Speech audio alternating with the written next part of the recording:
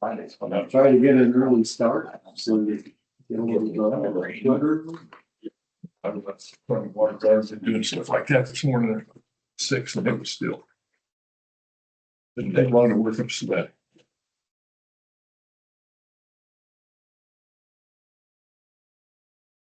Hello. Whether to joining public hearings.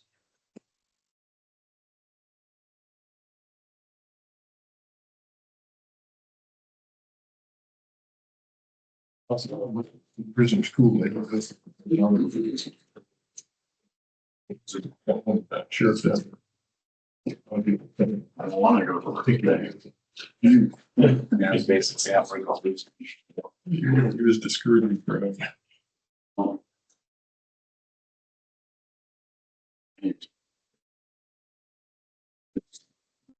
Taking my. It's swelling. Well, you're going to pay. Study back. Here's the team. Yeah.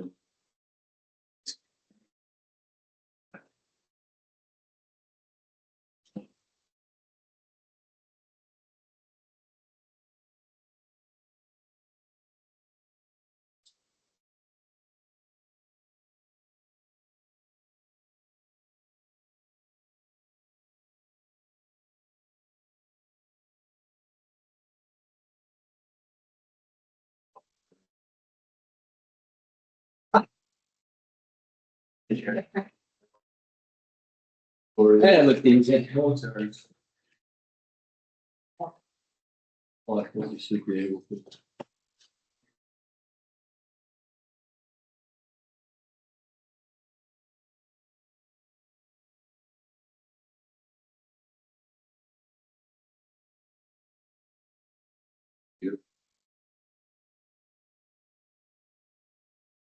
I got this Saturday. Oh, wow. Yeah. Oh, wow. Oh, Got a baby. Oh, Watch Friday. the rock. Had the rocks over here. Well, express. That's 3.5. Yeah, that makes it. Wow.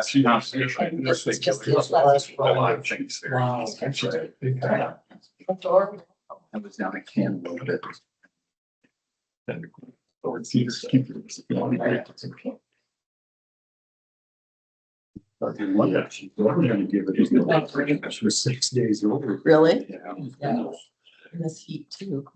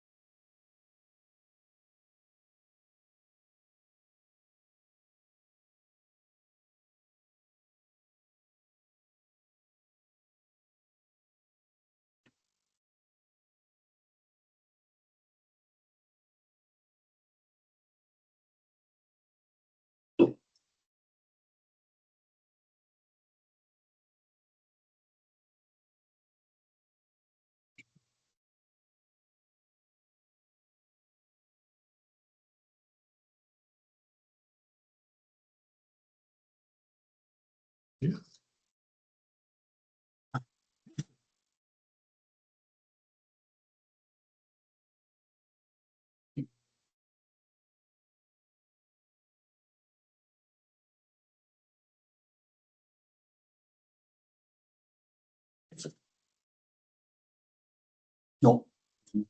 Here's. Oh, under here. Yep. Thank you.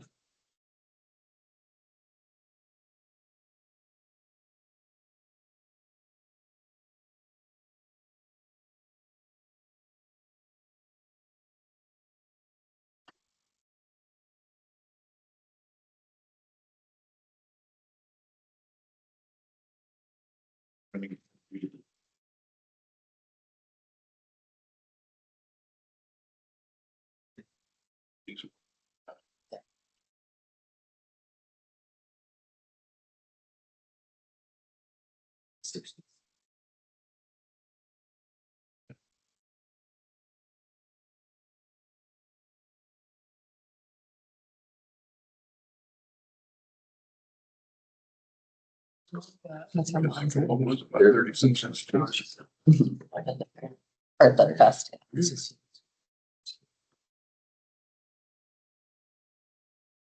Usually.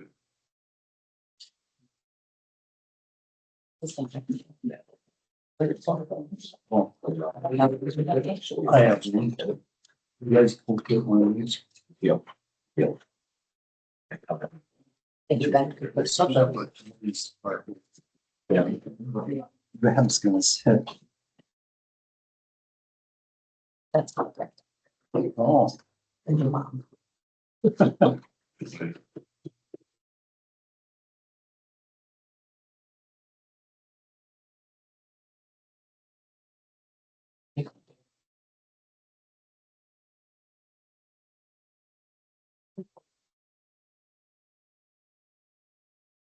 So fun. Better read. Copies of that Verizon, they call. Need to reference this during your discussion.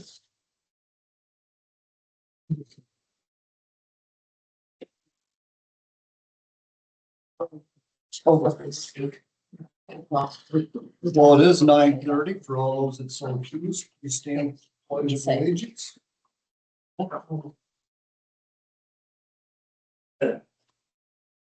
I pledge allegiance to the flag of the United States of America and to the republic for which it stands, one nation, under God, indivisible, with liberty and justice for all. Call the meeting to order with everyone present. As a reminder, the meeting is being recorded. So if you choose not to be recorded, you have the option of leaving. First item on the agenda this morning, Verizon Representatives, lease options. So I got an email Friday afternoon that the person who was planning to come was double booked, so he couldn't talk to you. So he sent that email addressing the current lease and their plans, and so guess I need to know how to answer. Or if we need Andy involved, that's gonna, if she's coming to discuss this. So they just want to dictate that we pay less, or that they pay less for renting space. That's what they want. And what happens if we just simply say, no? They gotta take it down and put it back the way it was. Yeah. Yep. That's what the current lease says. So it seems like you have the options. You could say no, and probably sometime over the next few years, they'll eventually just decommission that tower. You could accept the reduced lease amount. Or you could have Andy try to negotiate something different, but the way this is written, it seems to imply that it's this or nothing. Nothing, yeah, That's how I read it Yeah. too. yeah, Because because most of them were cut 40 to 60%. They were saying, instead of 20, ours cut 20%. however, it is money coming in. Yeah. To the county. The deal we were thinking is that it would give us more flexibility without it there if we were to decide to.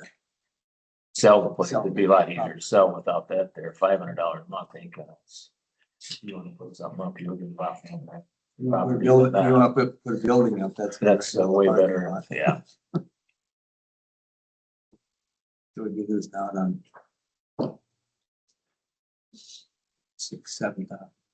500. Which is.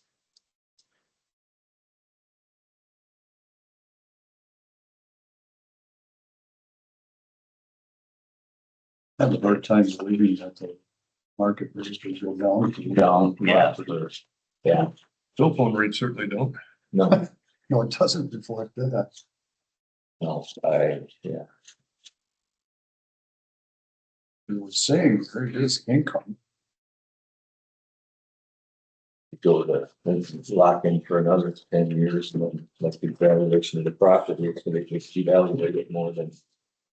Yeah, And if eventually the engineer decides that he can move those facilities over and bring his campus together in one place, that would just be an encumbrance on the land that would take away from a future Yeah. buyer.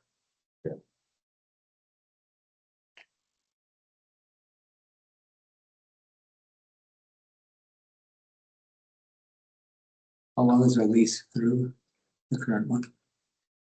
That was similar to what they're proposing here, the initial 5 years, which renewed last year, or maybe, I think it was 2020,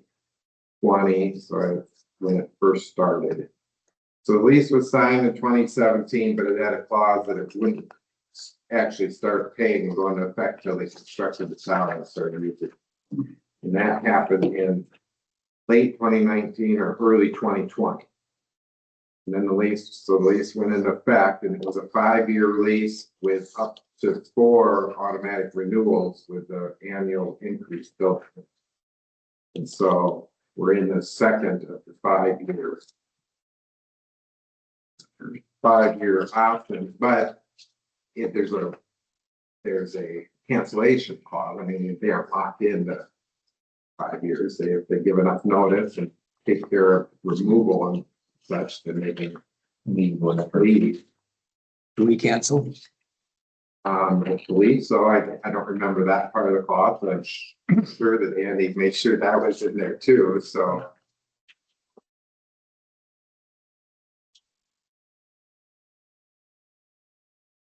I guess I'd be in favor. If there was a cancel, we can cancel at any time.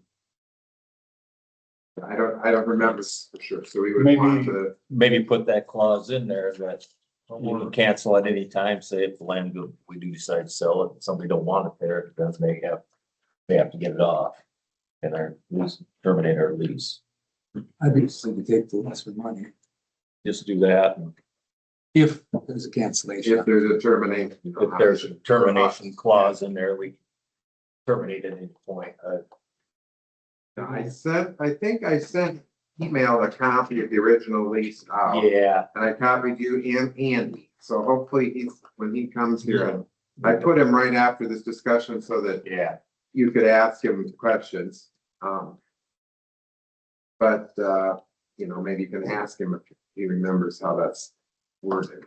That's what I would, And maybe rather than me answering this person, we should have him answer so that we make sure we cover all the so. bases. If there can't be a cancellation put into it, then just let this lease run out. It's like 2 more years, 2.5 more years.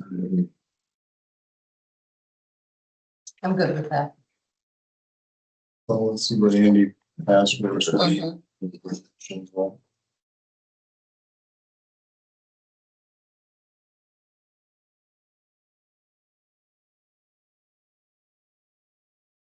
How much did they actually produce? 20%. 20%. Yeah, so most of them are 40 to 60. And I know there's been a lot of change in the technology, like they have all those.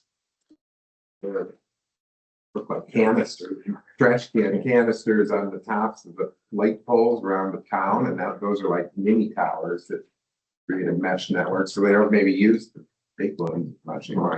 I don't know. That's I have what no idea. Yeah. I know personally, I'm driving home on the old stage road, that's probably the tower my signal bouncing off of. I don't know how that'll work. Yeah, I don't lose it, there's like 9 there, but first there's across from there. Percent. I don't think T-Mobile signs off any of them anymore. Percent.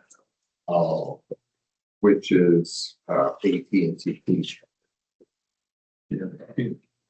Verizon, but north of town, it's not good. All right.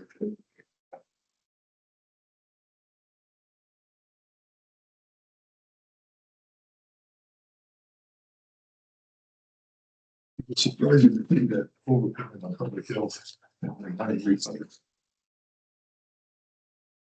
That's a 10 years. That reminds me what. is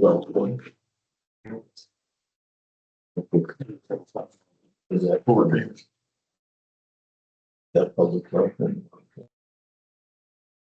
Wasn't involved in, No, it's Mark public health.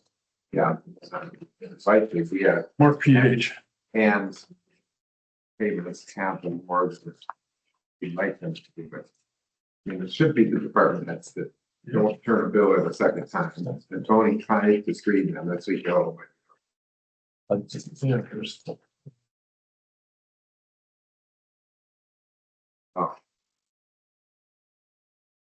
So they were paying us and overpaid us, so we had to reimburse them some money. Yeah, that's what that is. That's, they, maybe they.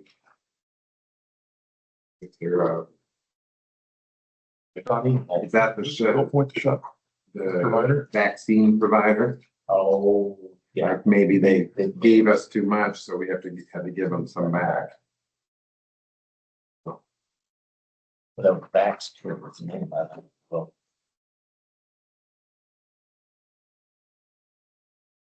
All right, it's 9:40. Miscellaneous with an interfund loan resolution. Michael warned you about this here a couple weeks ago. To borrow some money from the general fund to the road fund to get him through whenever his next reimbursements come in. And capital, so. It's authorizes borrow up to 600,000 from the Winneshiek County General Fund. What said loans shall not exceed the available balance. And their fund loans must be by law be paid back before the end of the fiscal year, although he anticipates in another month or two, its balance should be big enough that they'll pay it back. I would move to approve the interfund loan resolution for the engineer's office. So a motion and a second to approve the interfund loan resolution. Is there any further discussion? Zero. Mark? Aye. Shirley? Aye. Mark? Aye. Steve? Aye.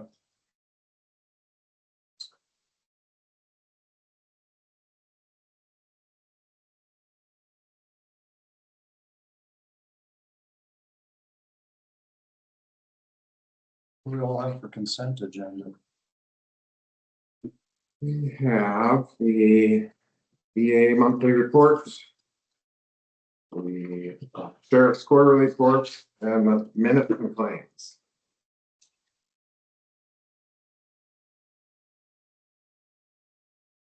I'd move to approve the consent agenda. Second. Motion and a second to approve the consent agenda. All those in favor, say aye. Aye. Those opposed, same sign. This is unanimous. Any committee reports?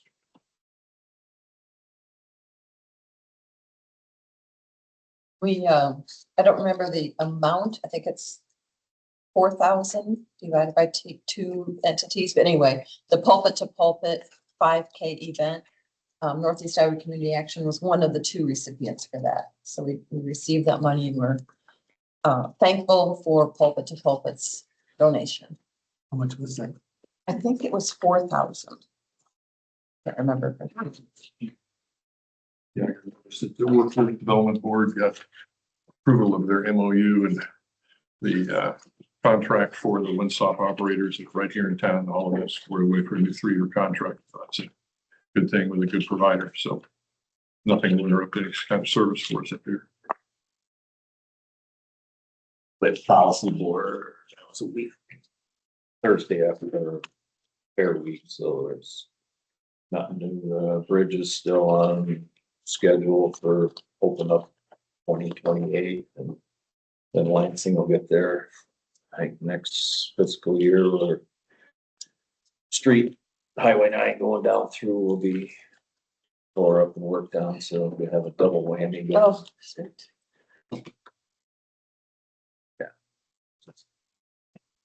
Yeah. That town's got to be suffering. Right.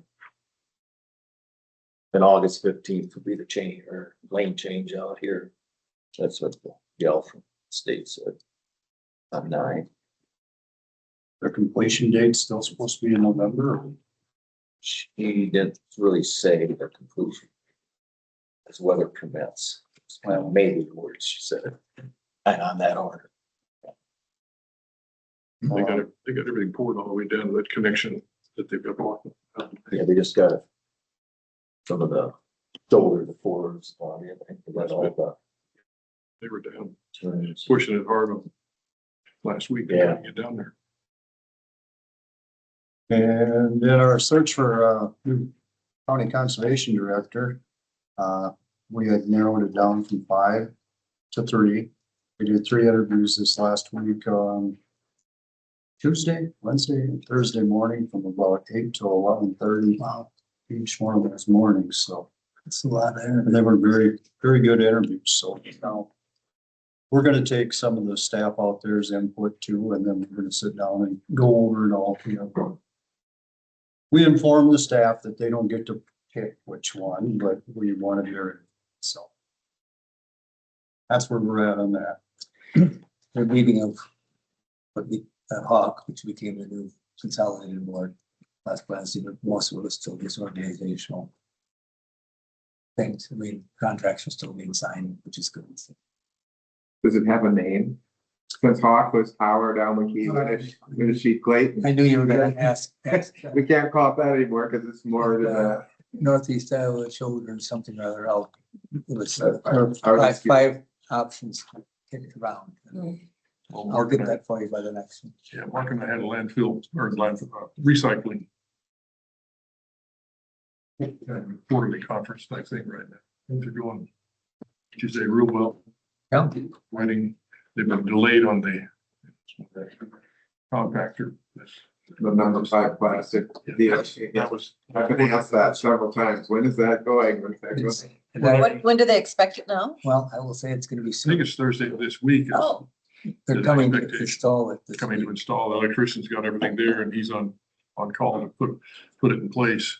There was a delay over, they had to replace the elevator belt.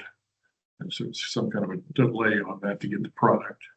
where are they gonna put it, in the back corner? Nope, it goes right there on the line. And the next thing is adding one more compactor in there. And then those, if you recall, there's a huge big plywood bins that they throw all the peat in.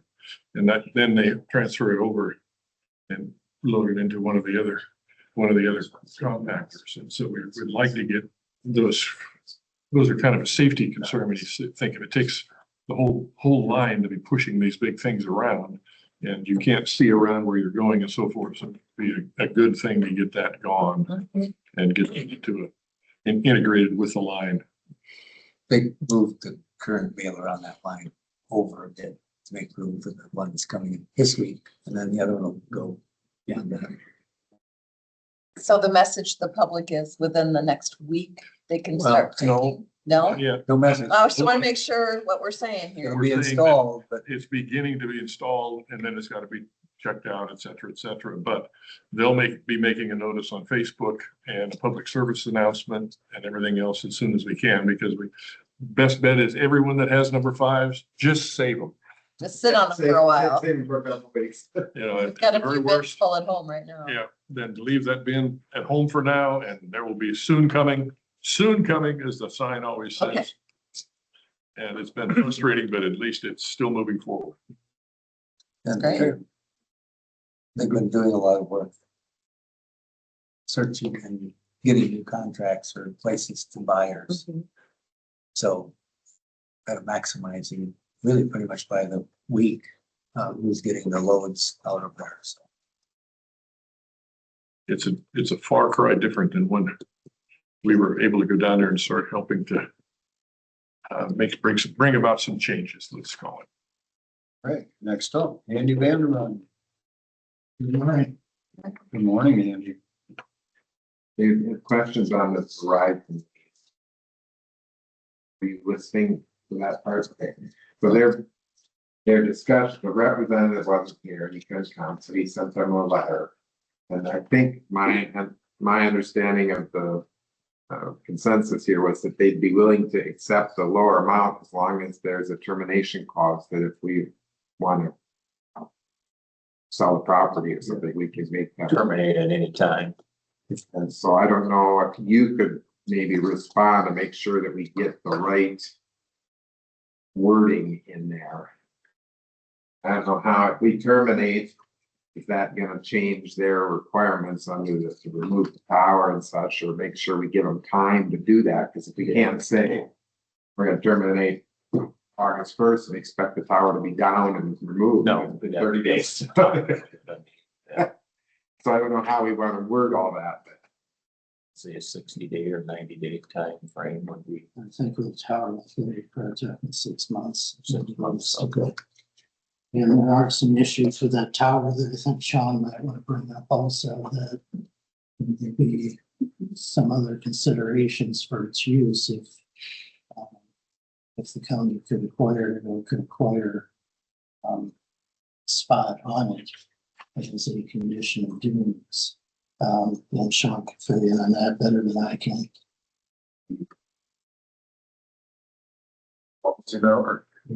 So just a couple things. Remember, this is the same company that did not work with us at Yep, all. north of town, North. yeah. So we're keep that in mind, I guess, as the board.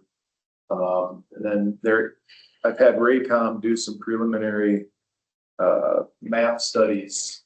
That tower, there's been a known issue for public safety forever with penetrating Walmart and WinMed are two of our biggest players in the county, and we have no radio reception inside those due to just the way the buildings are created. That tower could offer us an avenue to get some radio penetration into those buildings.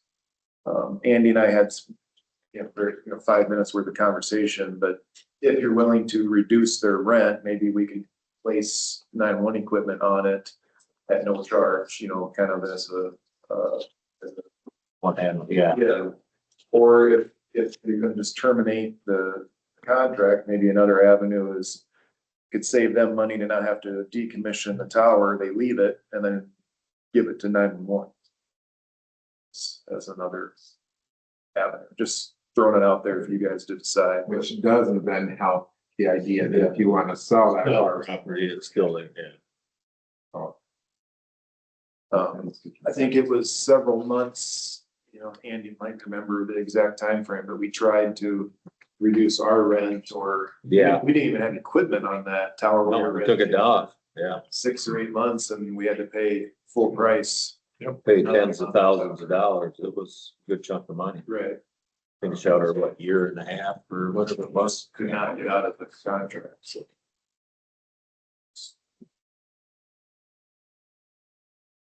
You have enough? That changes my marching orders or not. Yeah. You have enough information and can you craft the response then to? I think I copied you when I forwarded the information to the board, so hopefully you have the person's email there. I have that, but does Sean's input change how you want to address it? Are we asking Andy to negotiate with the company to put our equipment on this tower at this time? Is that going to be part of that conversation? What I was thinking is how drafting a response for the board to review and maybe put on next Monday's agenda again. Curious as to whether you want to address the 911 issue with it, if you. Just if they'd be willing, I don't know, if they're willing to work with that. If they're not, then We want to make sure we have the termination clause in that too, because we don't want to put equipment on there and then find out it doesn't really address the concern and then be yeah. stuck with inheriting the tower when they leave, when we can't use it or something. Stick it to us again. Yeah, we've paid them enough. I'll draft something up and send it out to you, and we can talk about it next Monday. Yeah, and they aren't planning to meet next Monday unless something emergency comes up, so. it would be 2 weeks. Yeah, we'll do it in 2 weeks. Perfect. Everything else for us, Andy? I believe so. I did copy you on the email I sent to John Nielsen about solar. Saw that. Yeah. I haven't heard any more from him. I don't know if you have, but No, I haven't. basically updated him saying that we had the discussion of one meeting, these were concerns we had.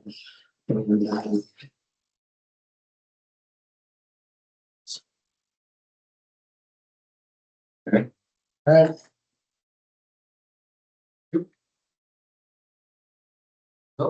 Snyder. Russian full scale exercise on August 5th. Morning Supervisors, thank you for your time today. I just really wanted to bring up the Ossian fifth full-scale exercise. I know you guys always have good media turnout. I can leverage them to see if they can put something out just to notify the public. So there's, fewer questions as what's going on kind of thing. But we're gonna think of this full-scale exercise as three smaller exercises working at the same time with one another to form this full scale. So we're gonna have Ossian Fire and the Ossian Care Center, the long-term care facility there, working one piece of the scenario that's gonna involve some evacuations. And then we're gonna have the EOC set up at the fire station, so that'll be another element of it. And then WinMed is involved as well. So there's gonna be three concurrent small exercises running at the same time for that. So if any of you guys are bored and want to come down to the fire station, you're more than welcome to experience the emergency operations center piece of it. The exercise itself runs from 9 to 11. I'll be in town probably fairly early setting things up, and we'll kick things off right at 9, and we'll be done no matter where we're at in the exercise at 11. So I keep telling the fire department that, and they keep smiling. So I'm wondering if they're going to get past the first step, but I hope so. Otherwise, it'll be a quick exercise. But I've told the fire departments for 10 years now, whenever we talk about situations, during the conversations, they inevitably end up on, well, we would just evacuate. And I just kind of sit back and smile. I said, okay, explain more. How is that going to work? So that's what we're going to discuss. Interesting tidbit. It was during a flooding event. It might have been the 2008, but I don't remember which flood it was. But the Ossian home had an emergency plan that they were going to evacuate and take their residents out to Wellington Place. Wellington Place had an emergency evacuation plan that they were going to take their residents to Ossie. They both needed to evacuate, so they couldn't take them to the other facility. So something like this helps them make sure their plan is in place. Because first couple of years on the job, I was working with partners, and they all had listed the Decorah Middle School as their evacuation spot. Finally, it kind of dawned on me. I said, does the Decorah Middle School realize how many people in Decorah actually list them as the evacuation? When I had conversations with them, they kind of opened their eyes. But to Ben's point, yes, that's the whole intent behind this. My wife and I will probably be out later this week or on the weekend. We're going to go door to door. We're utilizing kind of Fisher Avenue, which is 52 there, and North Street, that kind of wedge of Ossian as kind of our area. So I'll go door to door and make sure people are aware of what's happening, because there'll be a lot of emergency services there. But I am not involving law enforcement or EMS for this. It'll strictly be fire department and long-term care facilities. So Just, going along with flooding, you usually get a little bit of notice for evacuation on the flooding. In a situation like Sean's bringing up, there is no notice. yeah, It just happens instantly. exactly. So yeah, the scenario is going to be like we're going to do a mock train derailment that's leaking some fluid, and the fire department's going to need to kind of deal with that. And then the care center, we're going to come under unified command, and the care center will have some objectives they need to work through. And then I've got Luther College students involved. They're going to kind of take the place of the 5 people that are affected by the derailment. They're going to pick up in the parking lot of WinMed and then go through their processes in WinMed. So lots going to happen, but hopefully it goes well. Because the back of the care facility there, what is it, 75 feet? Yeah, there's a lot right there in Ossian. So So is this anything like what you did with Ford with the derailment? yeah, that was a tabletop exercise. Yeah, very similar to that. We're going to take it. We're actually going to move some things a week from Wednesday. So That when you had law enforcement involved with that brought up some very good points about yeah, who evacuates, who does it, what the responsibility is, and the rest of that. Exactly. I would say that was a very good exercise. hopefully I can build some templates or something. If we have to evacuate for whatever reason, we can use the lessons learned and have a game plan. Any questions? Otherwise, you're back on schedule, Thank you. What's the date? August 5th. Have a good day. Thanks.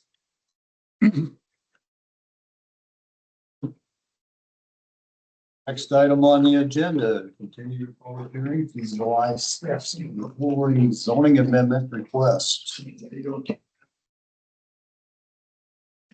You've never actually closed it, but I think you would just make a motion to continue it. Like you were. We need to continue the hearing. Second. Hearing. Motion and a second to continue the public hearing from July 6th. All those in favor, say aye. Aye. Opposed, same sign. Passes unanimous. All right. Is there anyone that did not comment at the last public hearing that would like to talk? Have something to say? So I have that letter from Bruce Lomack. You should have received that. Do you want me to read that down? Want me to read it or you guys got it? We got it. We have it, all right. Does the public have it? The public doesn't have it, so I'd be curious to hear what they. Let's read it. All right. Below is our input that we would like to have read at the county supervisors meeting today regarding the Ulring business conditions. For the members of the Winneshiek County Board of Supervisors, we feel all the original conditions set up and agreed to by all parties, including Ulring's neighbors and county supervisors, should be kept. Clarifying definitions of terms and the conditions is necessary, but only clarification of terms, not changing or removing any of the conditions. If this methodology was not used by the individuals who worked on this since the last county supervisor meeting, there should be continued work on the conditions before they are approved. With the board's original decision to change the zoning of this property from A1 agricultural to A2 agricultural and allowing this business to continue in any format has devalued the properties in the entire neighborhood. If a decision is made to weaken any of the conditions, it will have further negative effects on the value of the neighborhood properties. Public safety around the business is also a top concern. A decision to change or weaken the original conditions should not result in detriment to traffic or other public safety issues at any time of the year. Respectfully submitted, Bruce and Mary Zoback. Thank you, Tony.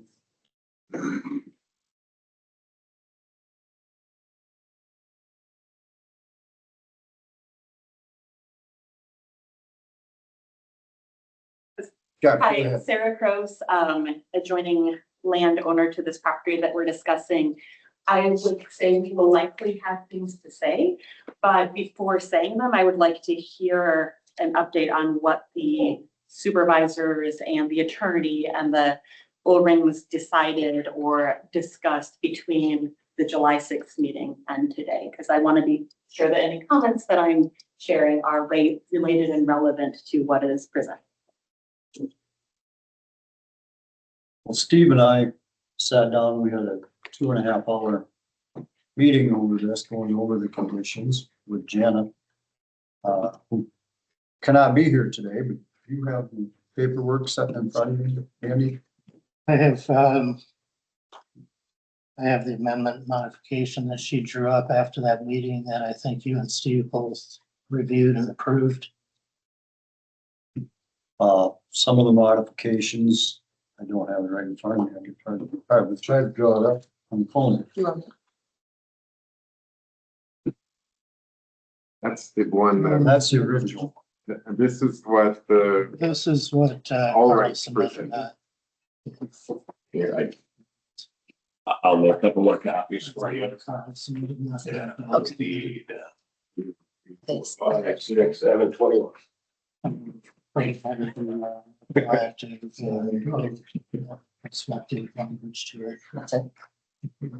There's a few other. Our proposed one states the definitions. A is holidays, New Year's Day, Memorial Day, Independence Day, Labor Day, Thanksgiving Day, and Christmas Day. And definition B is a truck. Any motor vehicle that requires a commercial driver's license, CDL, to operate under applicable state and federal law, including 1, any single vehicle with a gross vehicle weight rating of 26,001 pounds or more. 2, Any combination of vehicles with a gross combination weight value of 26,001 pounds or more. Where the total vehicle has a gross vehicle weight exceeding 10,000 pounds. 3, any vehicle designed to transport 16 or more occupants, including the driver, or 4, any vehicle requiring hazardous materials placed carding under applicable regulations. This one that Tony's handing out is what Andy and This one, Janet, what you guys- yes, put together. The one that you had earlier is the one that attorney.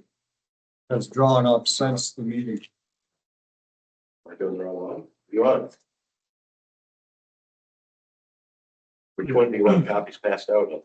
Well, we have, they brought plenty of these, the Ulrings. And what that's signed. Vehicle definition was based on conversations with the treasurer's office to get the state parameters into defining a vehicle. One of the stipulations that we took out of there was 5 hours of chainsawing per week. We thought that was going to be awfully hard to enforce. So in turn, we put that into number 3, the hours of log processing business operations, and described it in there what the log process business operations are. They will, because 1 and 2 is the same. 3, it said will between 7 a.m. and 5 p.m. will be closed on Sundays and certain holidays. All log processing business operations will occur during these hours. Log processing business operations shall mean the loading or unloading of logs, moving logs with a skid loader or other heavy equipment, machinery and equipment, and chainsawing logs. So that's what I got thrown in. Log process business operations shall not include business activities such as measuring logs, showing logs to potential buyers, administrative functions, site maintenance, including cleanup, mowing, and snow removal. Arrival and departure of employees, contractors, vendors, and customers, inspections, fueling, and routine maintenance of vehicles and equipment, and other similar activities. We thought it was a priority to keep number 4 in there with the dust control on 223rd. We did take out the parking on 223rd, allowing the trucks, if they arrive early, to get off the roadway, park in their lot, but they cannot be loaded or unloaded. And then the no parking on the roadway, we were going to direct the engineer to do a study if he thought that was needed to be that and speed wise. So that's why that is not. Yeah, the roadway is really a county right of way and controlled by what the engineer and the board says. And that Jana brought that up. She thinks it's pretty much impossible for our zoning administrator to be out there policing what happens on the roadway. But we still have to come up with some stipulation. They can't be parking on the road because somebody's gonna get hurt there.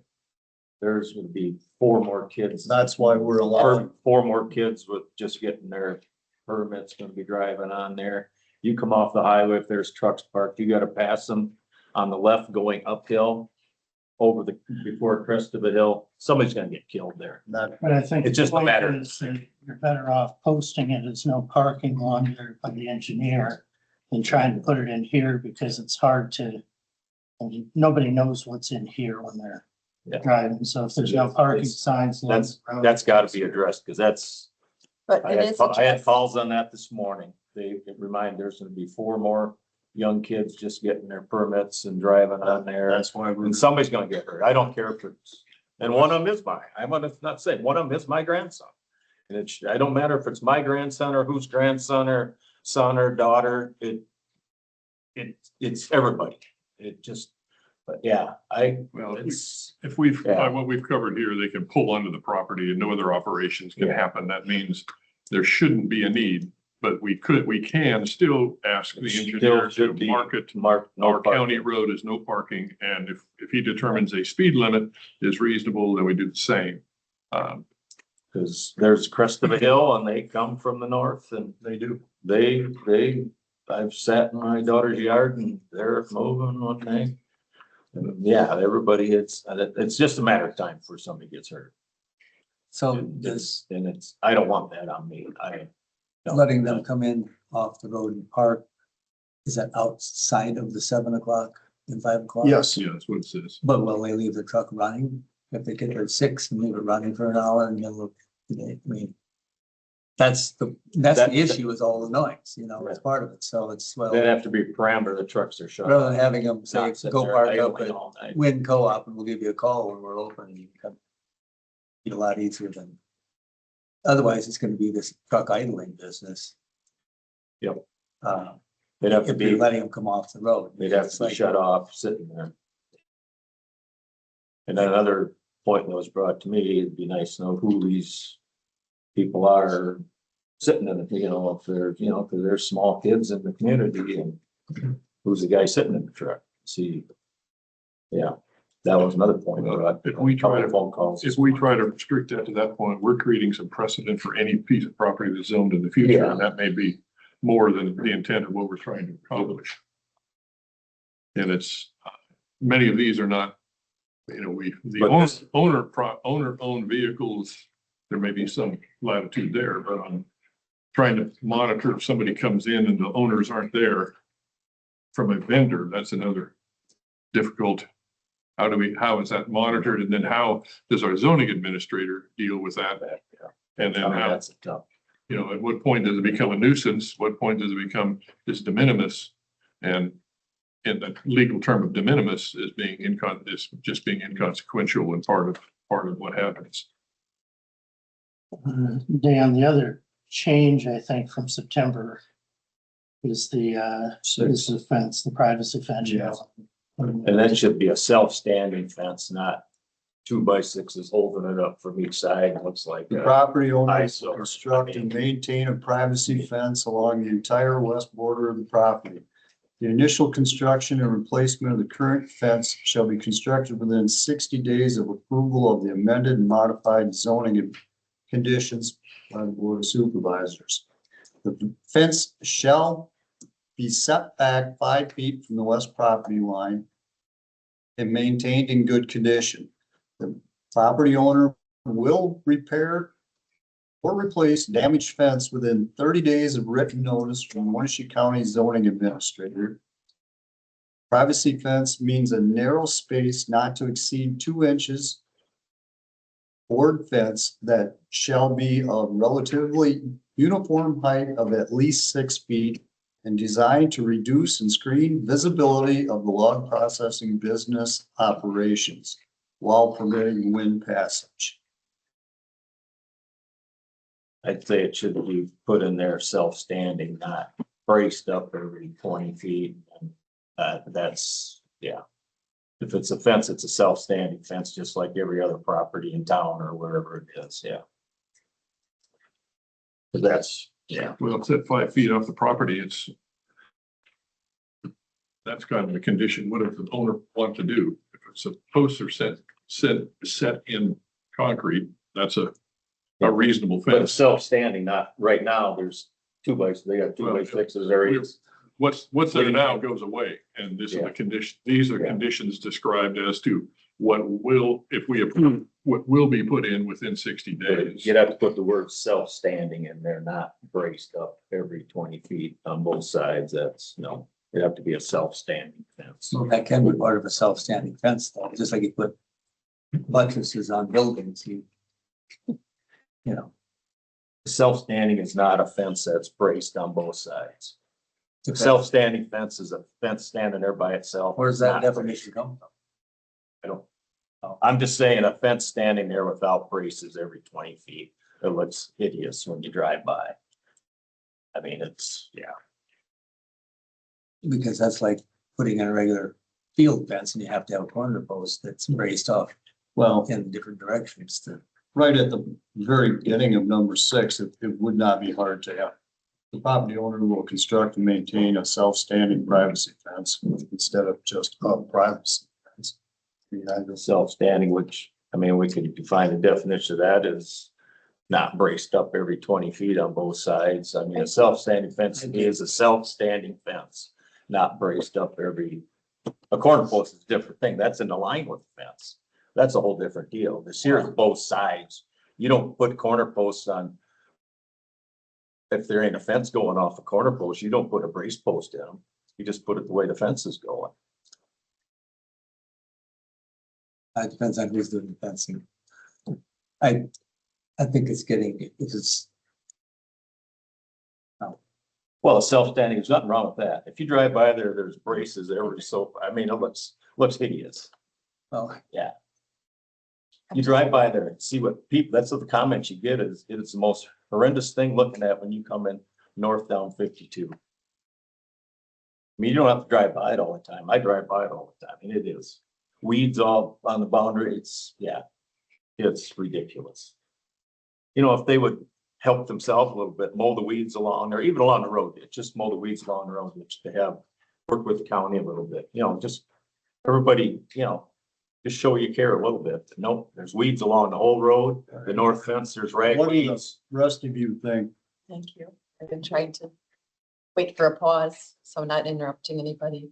I think we're getting into the weeds here too much, literally into the weeds too much. And I can't think of another situation since I've only been on the board 5 years, but I can't think of another situation where we got this detailed on a privately owned business. We're going to tell them what color to paint their shed next. I mean, it's getting ridiculous. Common sense needs to drive this conversation. It's their own darn fence on their own darn land. And I think we're getting too micromanaging on a private business right now. I wouldn't even give some of these concessions if I were that business owner. I would not agree to what holidays I'm going to take. I think that's really pushing it. We have not done that to any other business that I know of to tell them what holidays to take. We haven't. They came to us. I'm and they agreed talking with right us. I'm talking right now. Let's say that. So they are being very gracious in agreeing to put up a fence. They're being very gracious to agree to holiday hours. They're being very gracious to agree to business operating hours for logging and unloading of trucks. I think we need to be real careful here and use our common sense first. And I think this has wasted a lot of county time and energy and labor expenses.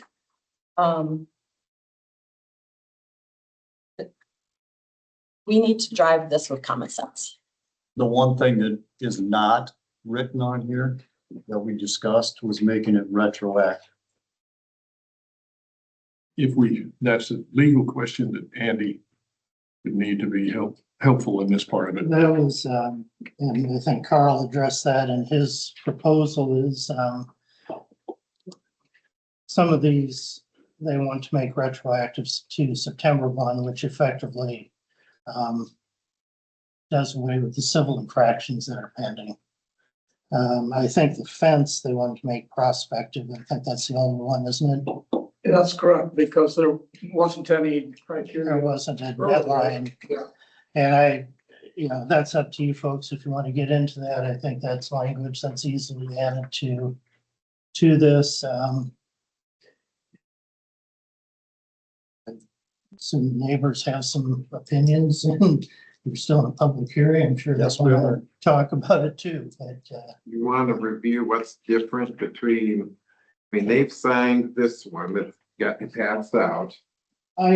there's some changes that need to be made to that one, frankly. Okay. And Carl and I can talk about that a little bit, probably individually later, if that's the direction you want to go. But there's a couple of provisions that I think are, as I read through it, I think it's more confusing than helpful. I'm sorry. But I think there's a few phrases in here I'd take out. The other issue, there's a change between gaps in the fence from 4-inch to 2-inch. Or excuse me, from 2-inch on what was discussed to a 4-inch gap. I think they refer to as the screening fence instead of privacy fence. Probably not a huge issue and probably makes more sense to call it that, frankly, because you do have gaps. It's not a privacy fence. But Yeah, the, and on that one, I would agree with Mark. I wouldn't think it would hurt to add freestanding in there. I mean, just as a, you're defining it a little more clearly. Well, I'd say permanent would be better. However, they want to construct a fence, it's up to them. Permanent freestanding fence and put Permanent. permanent freestanding fence, you just word it that way. Permanent would be anchored to the ground. For the rest of the time. Right. Yeah, as long as you own the place. as long as it's out. Again, this is where I think that there are some legal questions that we can hash out language like that, and my catchphrase, which is still true, is we're open to all reasonable solutions, and the fence is one that we're very happy to. I mean, we talked about it in the meeting, we'll make whatever fence makes sense going forward. If we want to talk about language being introduced by like permanence or what does freestanding mean, all of that, I'll have to include my counsel in what he thinks about language like that, but maybe that's something where Andy and Carl can come to minds on that. I don't want to weigh in on what honestly sounds like an illegal opinion. And to be clear, this isn't just while they own it. This is as long as it's being operated as a logging facility. Yeah. And So these, this contractual zoning Property. is in place. I would say the 2-inch would be, I mean, you go to 4 inches, then you're just, Well, it's just. the 2-inch would be, I mean, you still got, let the wind through at 2 inches, so you're. It's, This newest proposal is 2 inches. Maybe it would be appropriate for Ned to comment on that, or I could say something here. But basically, first of all, there's nothing in the initial version saying that they have to set the fence back 5 feet. No. And so if they agree to do that, in return, they want something that's going to go to their favor. Now, there was not, to our knowledge, any discussion that the picket fence was to have a 2-inch width between the pickets. And the Ulrings would rather have 4 inches. One reason for that being that this isn't really a fence that is a privacy fence. It's a screening fence to a limited extent. But the other problem here is that there is wind that can pull through, and that's what's happened before. And if you can have a little wider space between the pickets, the wind can blow through. And Ned can talk about that. But as to privacy fence, Ned has noticed that there's a, before he goes elsewhere, Carl, when we had the discussion here with Dan and I and you three, I brought up the point that a 2-inch gap will reduce the amount of wind pressure by 30%. And we discussed that right there, nothing larger than 2-inch, because Ned brought up the point of side view, the gapping doesn't matter, but if we go to a larger gap, we might as well not have a fence, so I think that condition of 2 inches is reasonable, and it's gonna be reduce the wind pressure so that we don't have to, we get some big winds up there, and those panels are easily go down. If you watch a lot of the damage after hurricanes and things, they put up beautiful vinyl fences that have no gaps, and they all lay flat on the ground afterwards. That's not the intent.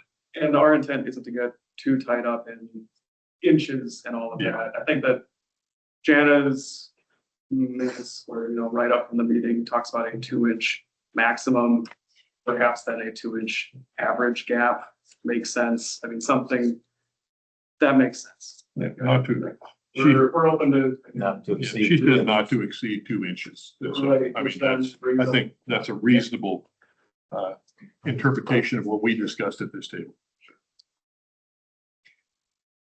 Yes, the concern, one of the concerns that the Ollings would have, it would be that somebody coming out there and saying, well, this is,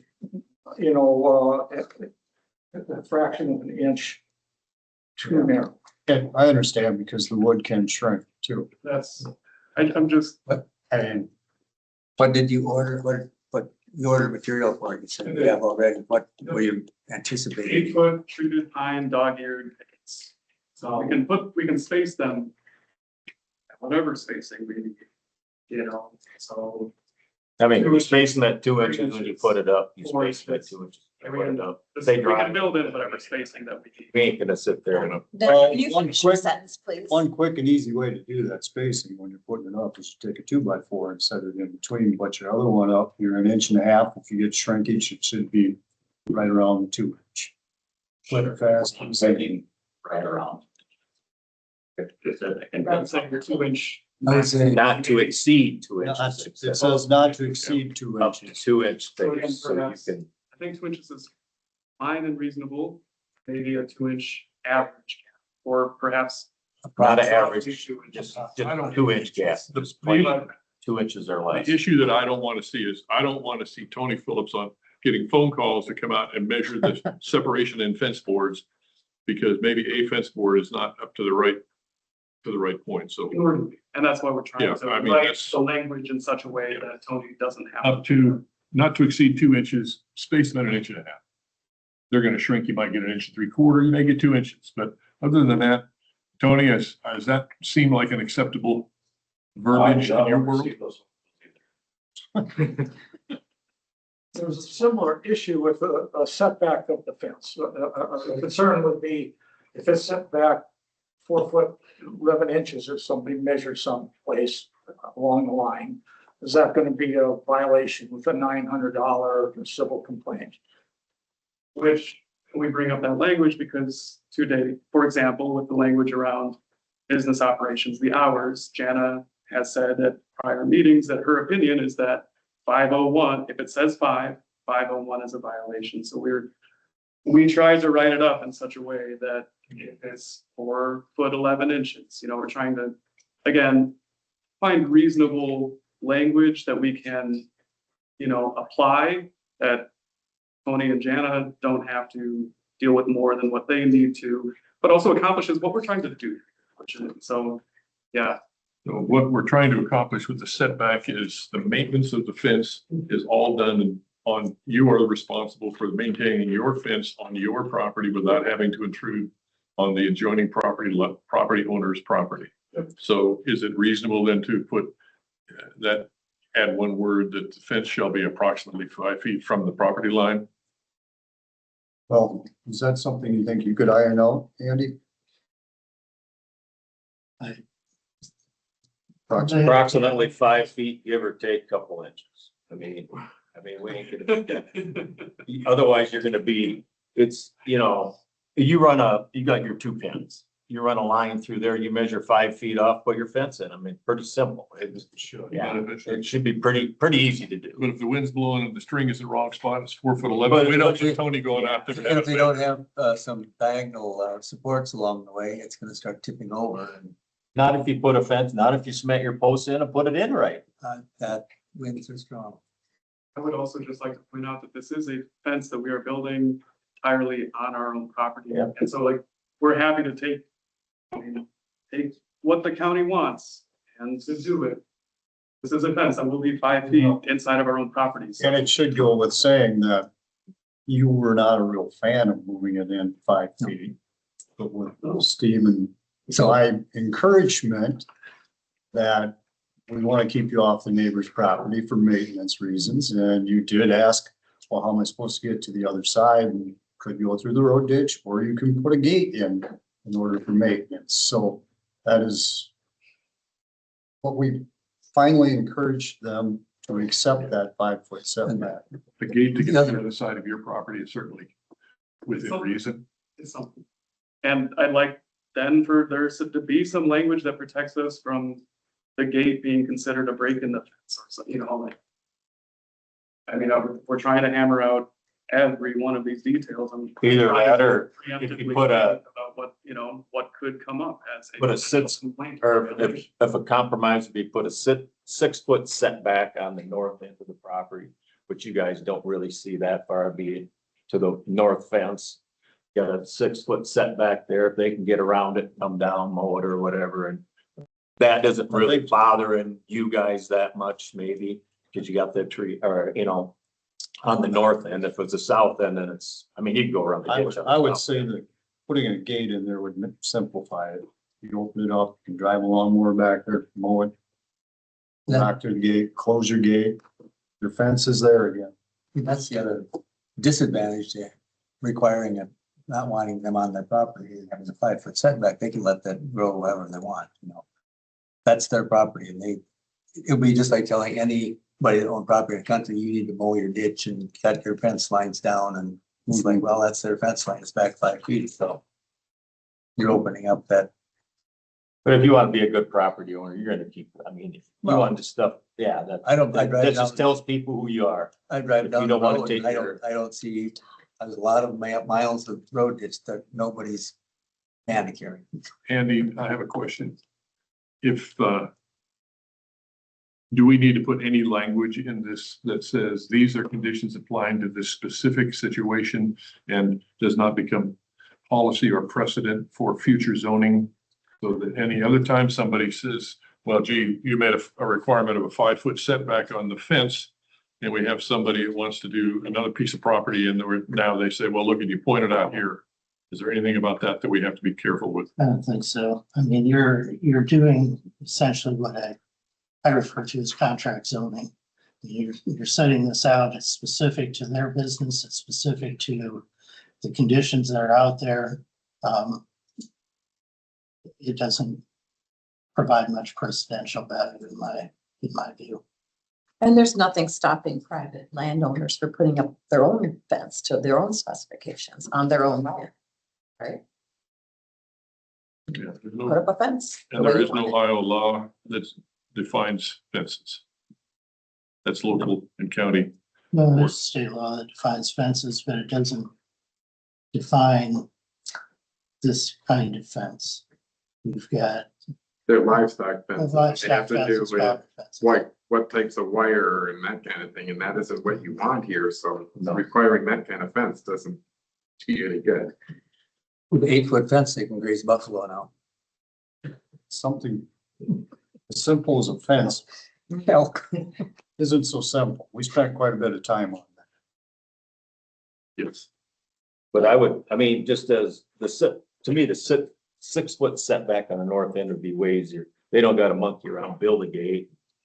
That's just gonna be something that's gonna tip and not hang, and it's to me, if you could compromise with a 6 foot setback on the north end, just so they can drive around and mow down through there, would be way easier than a gate.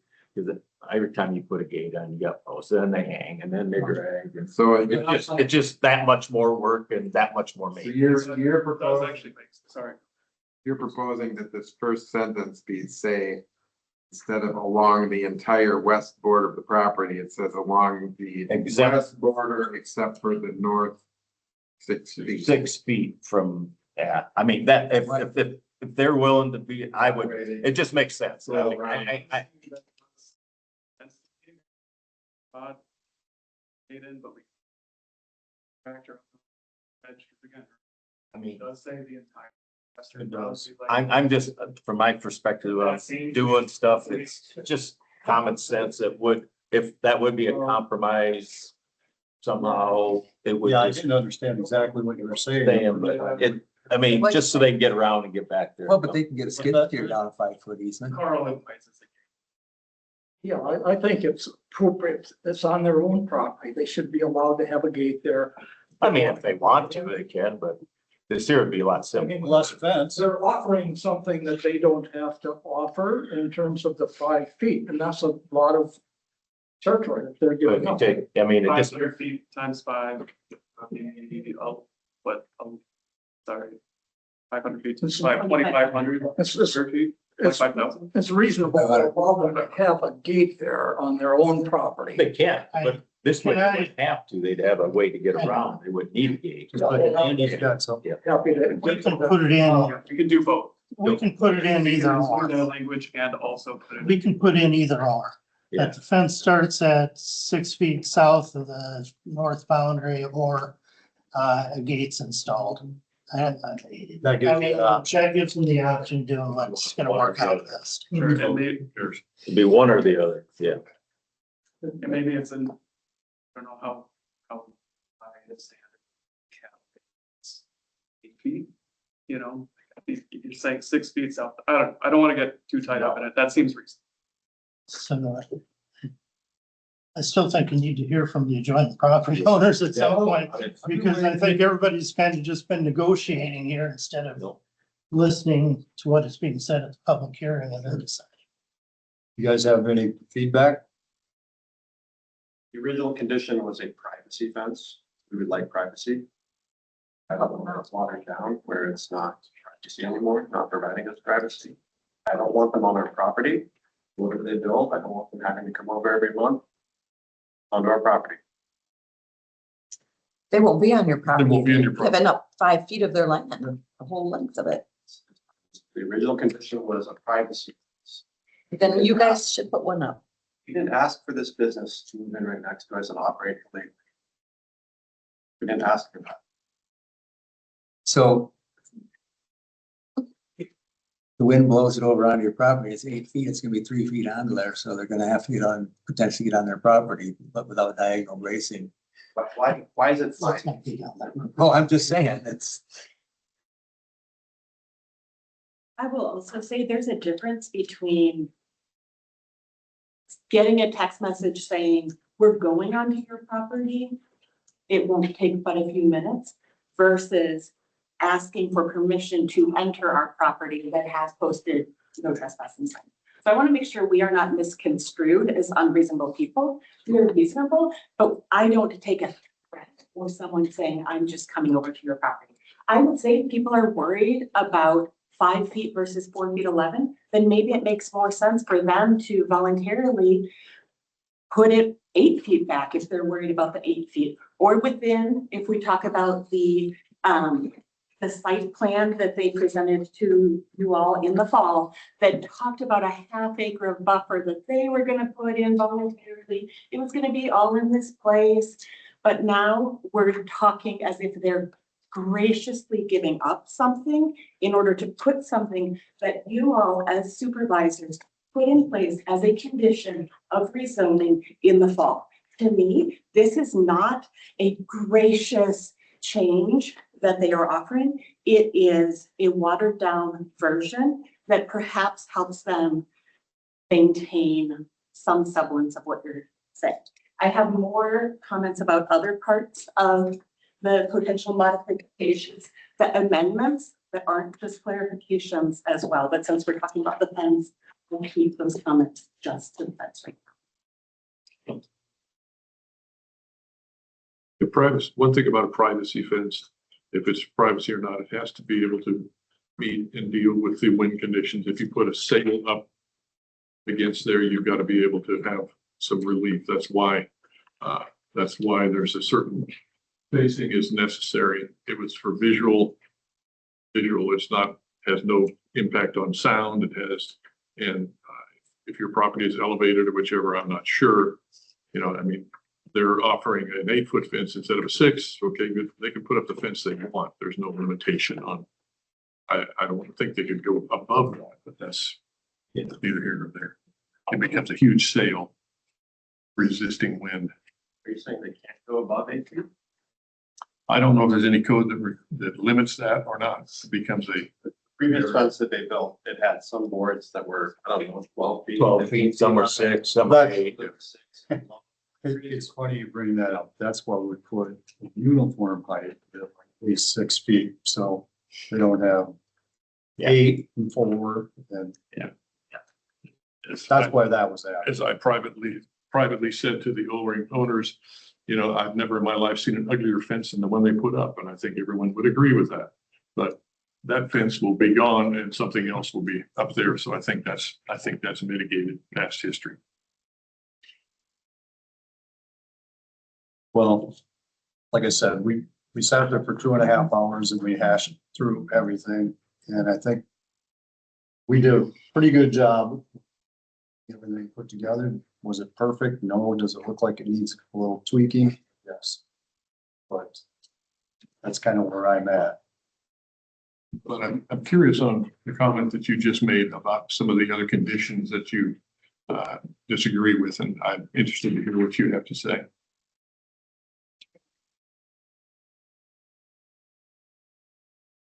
So again, Sarah Gross, my husband and I are adjoining landowners. We live next to this property with our 5 children. We've seen you all a number of times over these last few months and year. I am thankful for the work and intentionality that has gone into reviewing these conditions. We have consistently and stated for the record in the letter that was read in the July 6th meeting that we were unable to attend, that we support every effort for clarity in the conditions to make it easier to understand and enforce. Clearer language really benefits all of us, the property owners, the county, and the neighboring landowners. Honestly, after hearing parts of this discussion and what's being proposed, no longer feels like simply a clarification adopted from September of 2025. Instead, some of the things that we were hearing feel like drastic amendments before the board that are substantive changes that would reduce the protection that was originally adopted as part of the conditional rezoning. Specifically, the conditions that were adopted in September of 2025 stated clearly all business operations would occur between 7 a.m. and 5 p.m. That was what was finalized, signed by the landowners, and even that same language was submitted by them prior to the public hearing. So this isn't just something that willy-nilly came up on a whim. Though that specific phrase, all business operations to maintain between 7 a.m. and 5 p.m. feels pretty clear. I totally agree with common sense. And so for me, when I hear common sense, all business operations is pretty clear. Monday through Saturday, and that all trucks should vacate the yard by 5 p.m. except for safety reasons. Those restrictions were important to us as neighboring property owners because it established clear limits of when the business activity could take place immediately adjacent to our home. I think the question of if these property or these trucks are coming onto the property prior to 7 or after, are they going to be idling starting at 5:30 a.m.? I know one of our neighbors has pictures from 4:30 or 4 in the morning with one of the trucks that later came to their property parked on Highway 52. So yes, maybe some of these restrictions remove some of the trucks from being on Highway 52 or 223rd, but then it puts it again right next to our house, right next to 130 feet from our bedroom window to hear idling trucks. Those are things we represented last fall and talked about how there have been trucks. There were clearly trucks that were staying there overnight. It happened at least once, maybe more times. And so I think any weakening of this restriction to say like, oh, they can come in whenever they're ready, we don't want to impede on the business, goes drastically against what was established in September in challenging ways. I think that if the conditions now remain that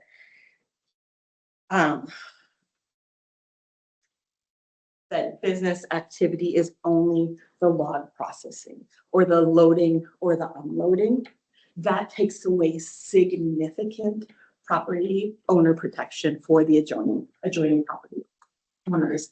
This means that instead of a little bit of respite after 5 p.m. or before 7 a.m., they could be with their buyers and sellers at 6:30 on a Friday night, looking and sorting logs. They could be with trucks idling. As neighboring property owners, we relied on these conditions that the board adopted in 2005.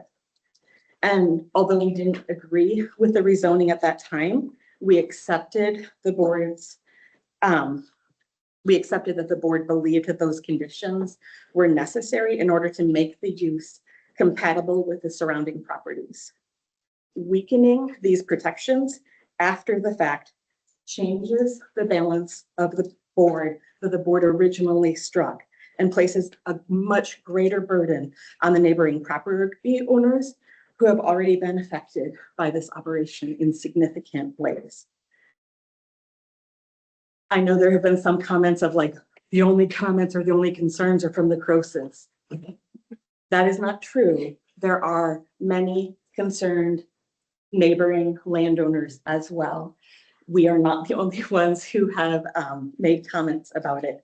But as the neighboring property that is directly adjacent to this land with our private family home, it impacts us the greatest. The impact of this operation are not theoretical to us. We live with the noise, the lights, the truck traffic, the activity associated with the business every day, except for Sundays, unless they accidentally come onto our property on a Sunday. That has also happened in the last few months.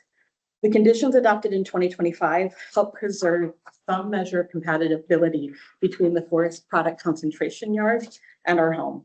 If those conditions are weakened, such as allowing trucks and other business activity to be on our yard outside of the original operating hours, the resulting increase in noise, lights, diesel engine, commercial activity will make our property continually less desirable as a residence and could further reduce its market value, further bringing in less money to the county in terms of property taxes as well.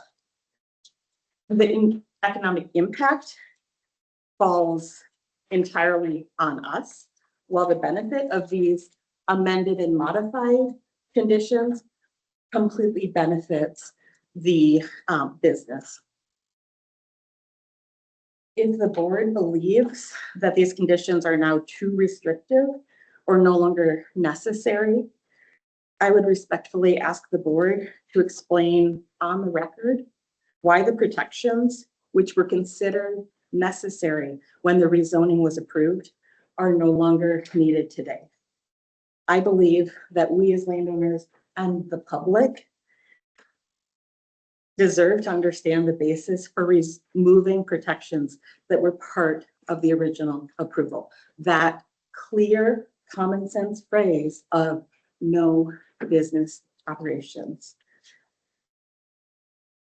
Additionally, the change in the removing of chainsawing from being limited to 5 hours a week to just carpe diem whenever they want from 7 a.m. to 5 p.m., 6 days a week, that's concerning to me. That again is a marked change from what was approved in the fall. I hear people say, well, it's hard to track that. I mean, it's pretty easy to track if you're right next to it and you're hearing it all day long, multiple days. I have more thoughts and more things that I might want to say later, but I would love to hear some comments on some of those concerns that I've shared. And again, I appreciate the opportunity to be able to share.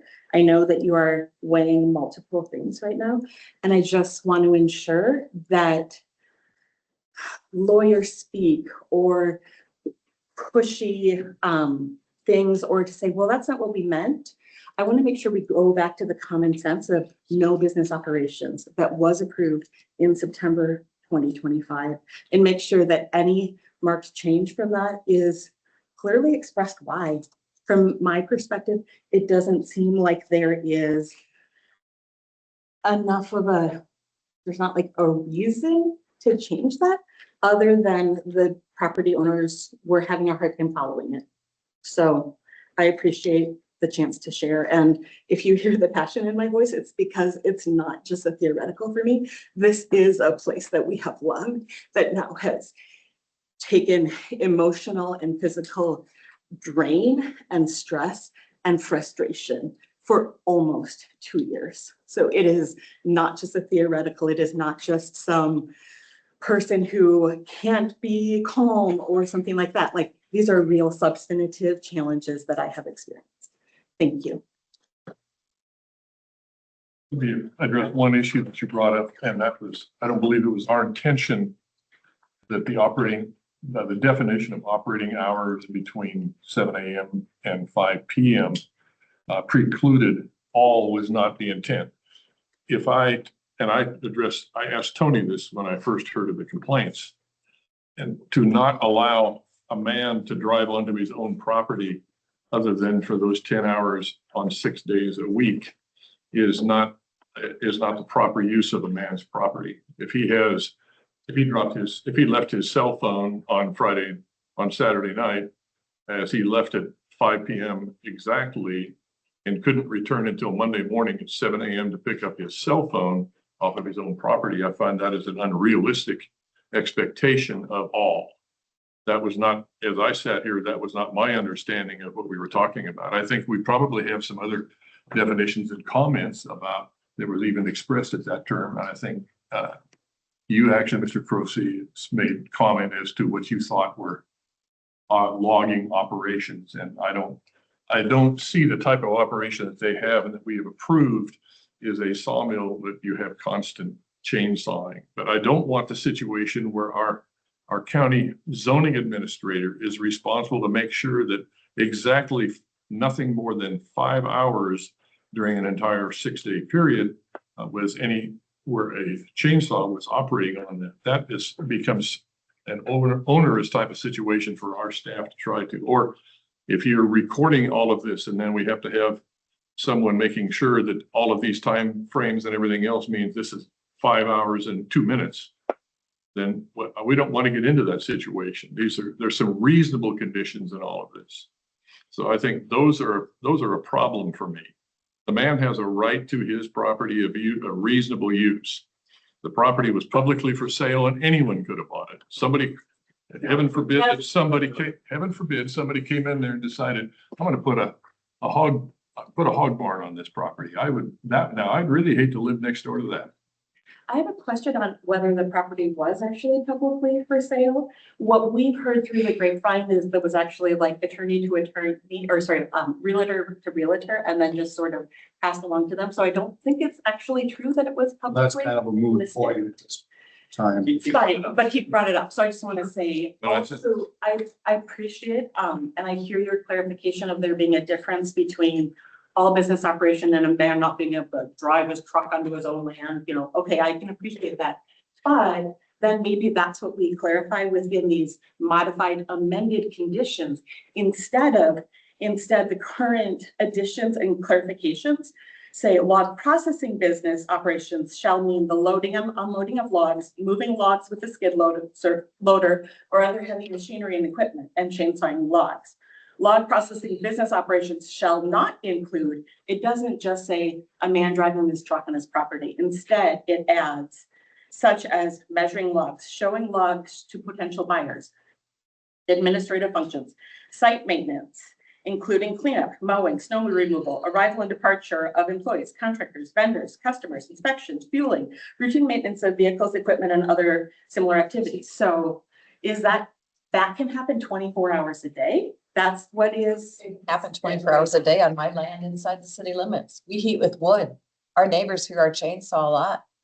They hear the wood chipper. We live in the city limits. Are you saying the chainsaw will happen 24 hours a day for us? Of course, it's not gonna happen 24 hours a day. What I'm saying is be reasonable here. That's part of their The operation. chainsawing, that was included in the 7 to 5, unless I misunderstood what you wanted. It's included in the 75 right now. Okay. She was just talking about 24 hours of chainsawing. We're not talking about chainsawing. I'm We're talking about. trying to address unreasonable conditions. I cannot imagine if I were a business owner, somebody telling me what I can and cannot do after 5 o'clock on my own business land. This was part of the process to rezone this as A2. It was not A2 before.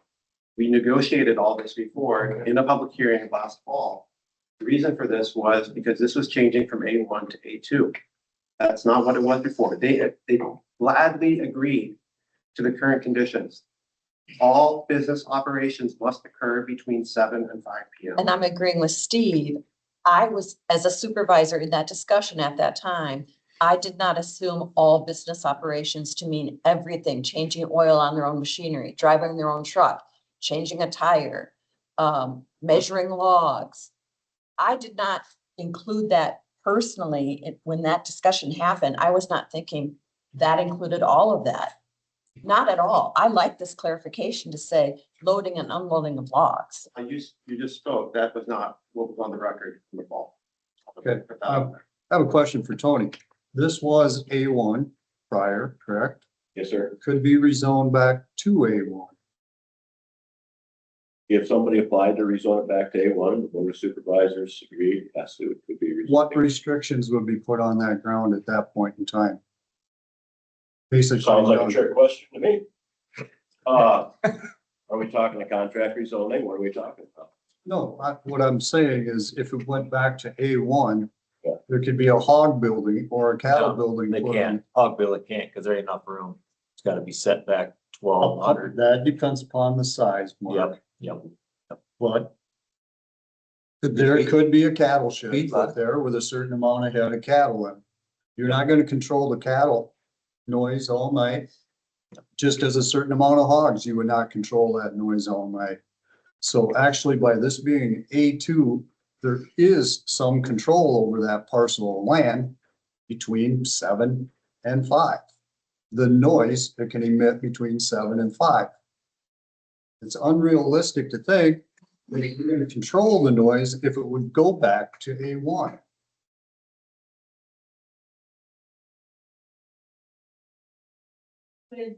Because in theory, you could have a skid loader operating at any point of the night, feeding cattle, hauling manure, if it was a cattle or hog lot on that property.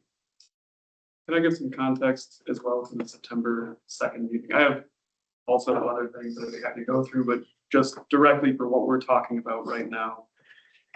At the 3-hour, 13-minute mark in September, that September 2nd meeting, Dan, you talked about, you said they're going to load between 7 and 5. That's the business hours. Reaching back even before that, the context of that discussion was talking about the disruptive activity of loading and unloading logs, chainsaw work, you know, what we've included here.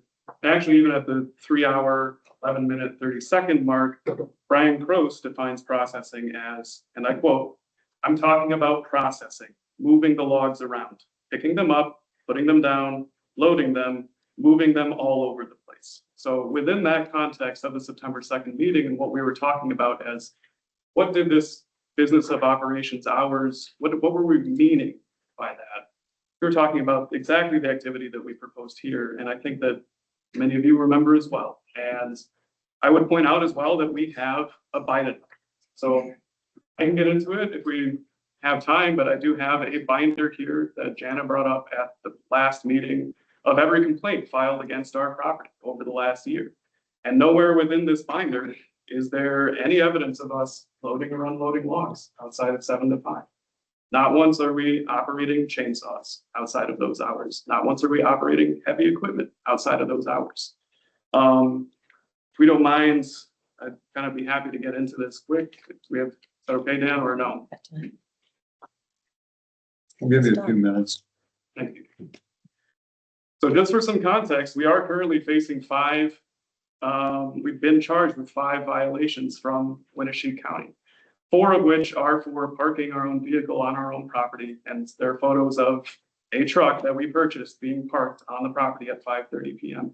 Another one is for the fence, but in addition to that, there are also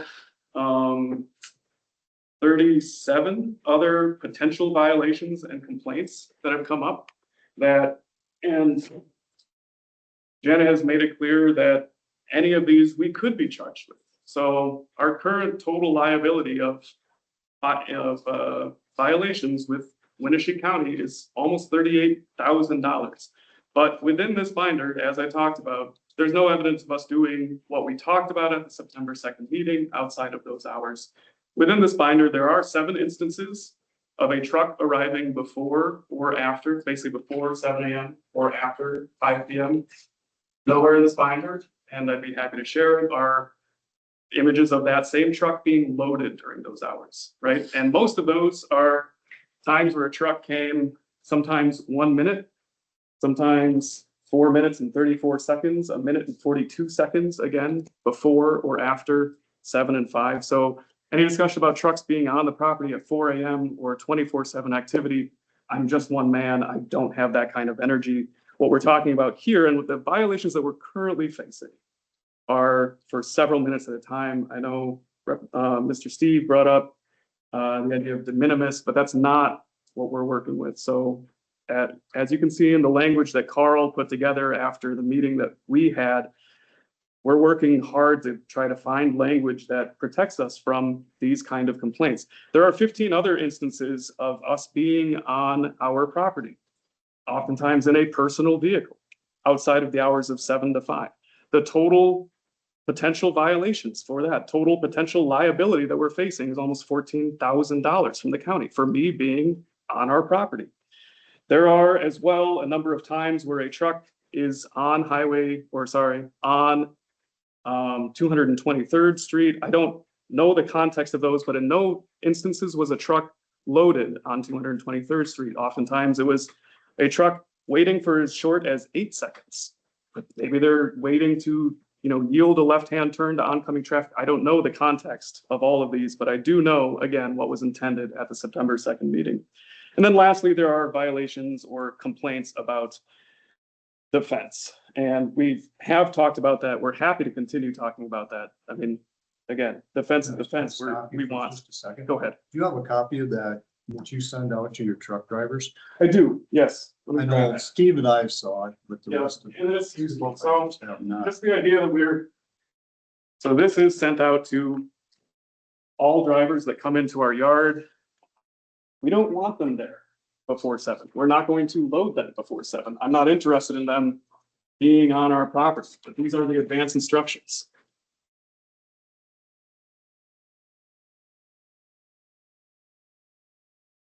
If there's any language in here that you think that we should add or should be different, I'd be happy to know. Could you pass those, please?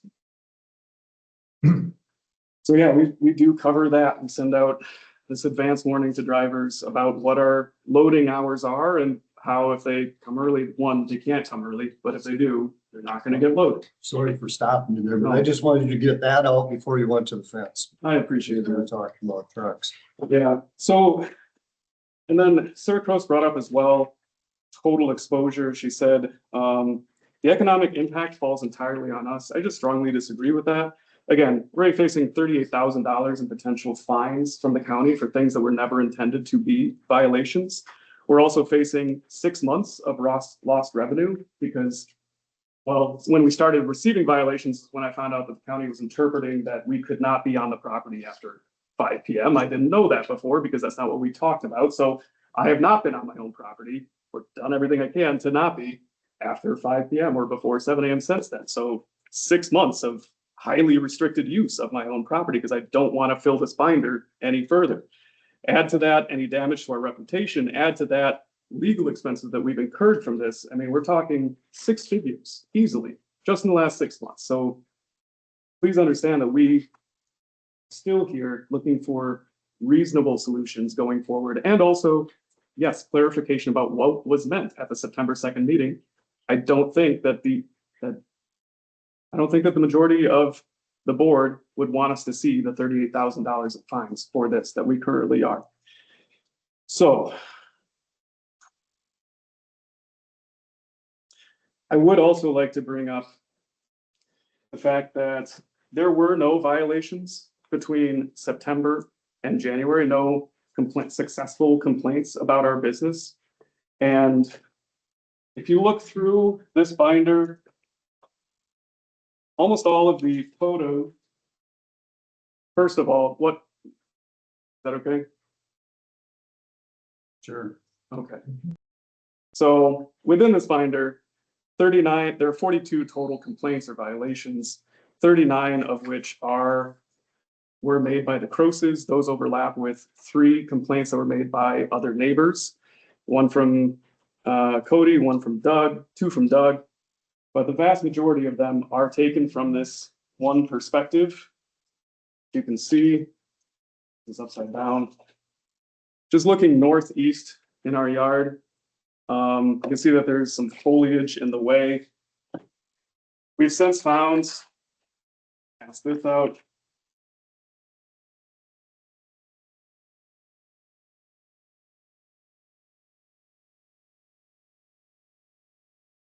Oh, I've seen them.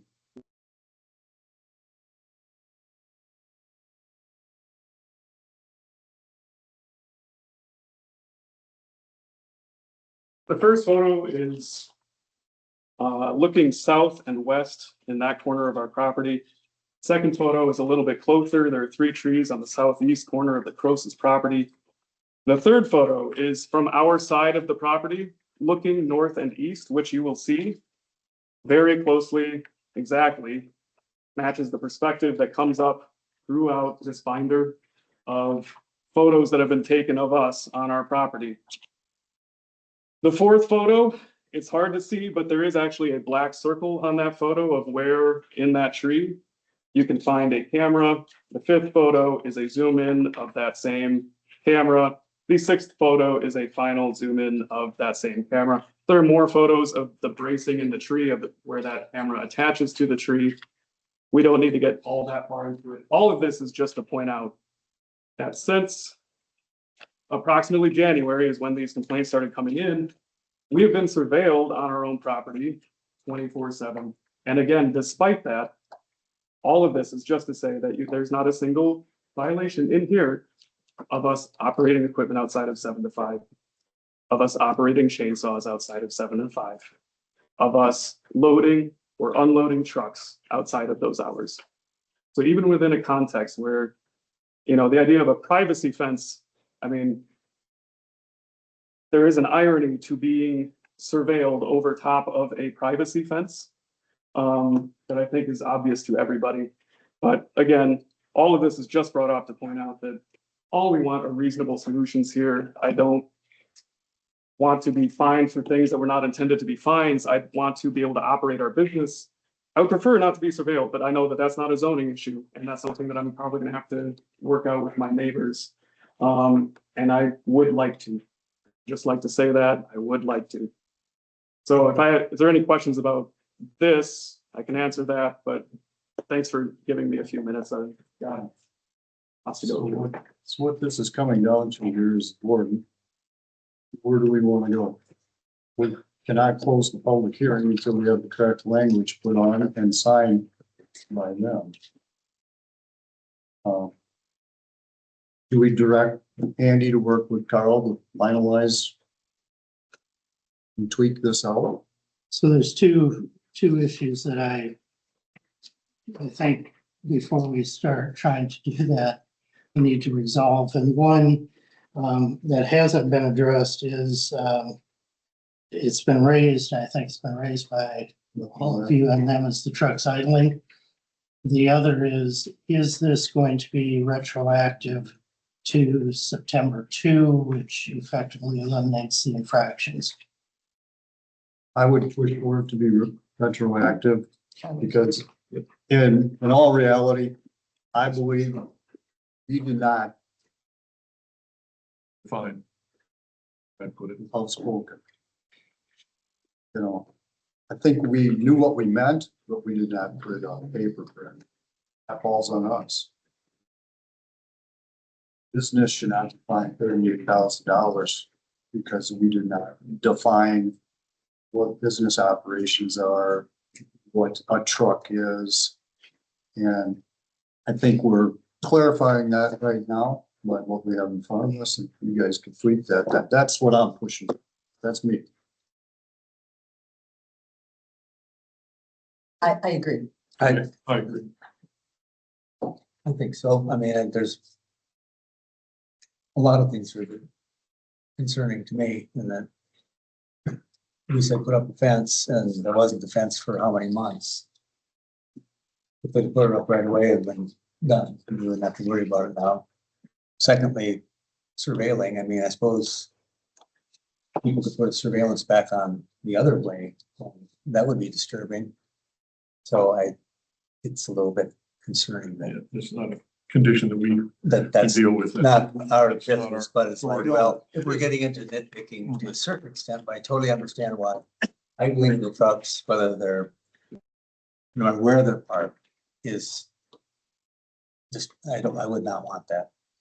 I have to put up with It would that. seem like you need to, and I don't want to influence the decision, but if you have a truck that's, you don't own, and it shows up, they can't park on the road because that's an infraction. They can't pull into the property.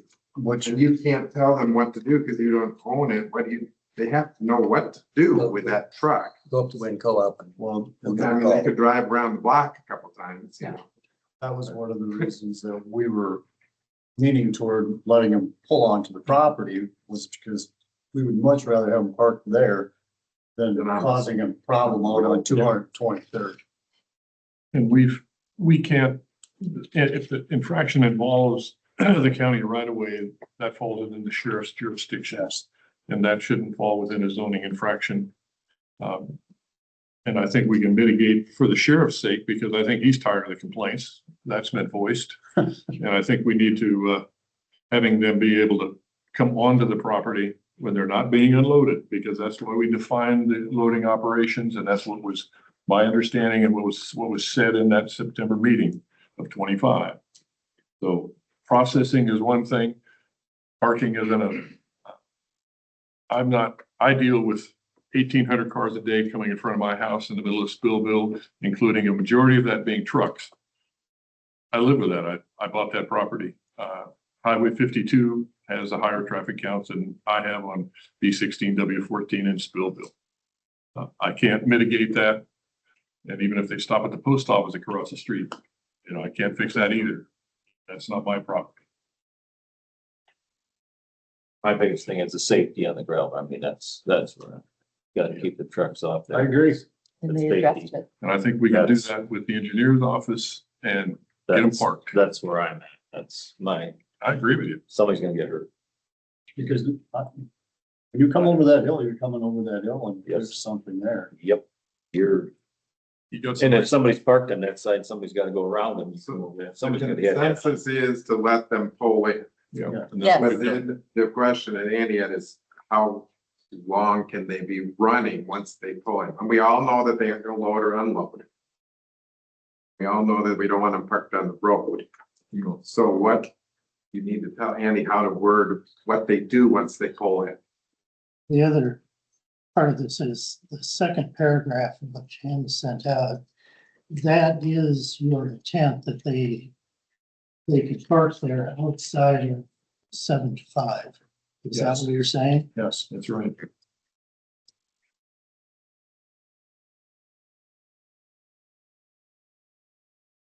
Change from younger.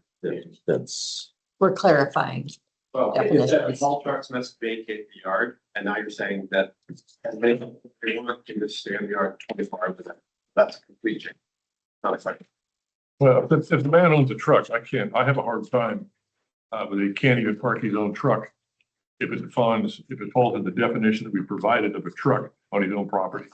That's violating the man's property rights in my mind. that's what he's saying. He's saying the semis coming in and parking. It They own ain't, semi. it ain't their pickups, it's the semis coming No, and they own parking. semis. They don't, Yeah, I know just that. own pickups. They've got to be They able to park own their semis. too. pickups. Them are all custom guys coming in with all in lots. They don't haul it in there. No, you bought your own truck.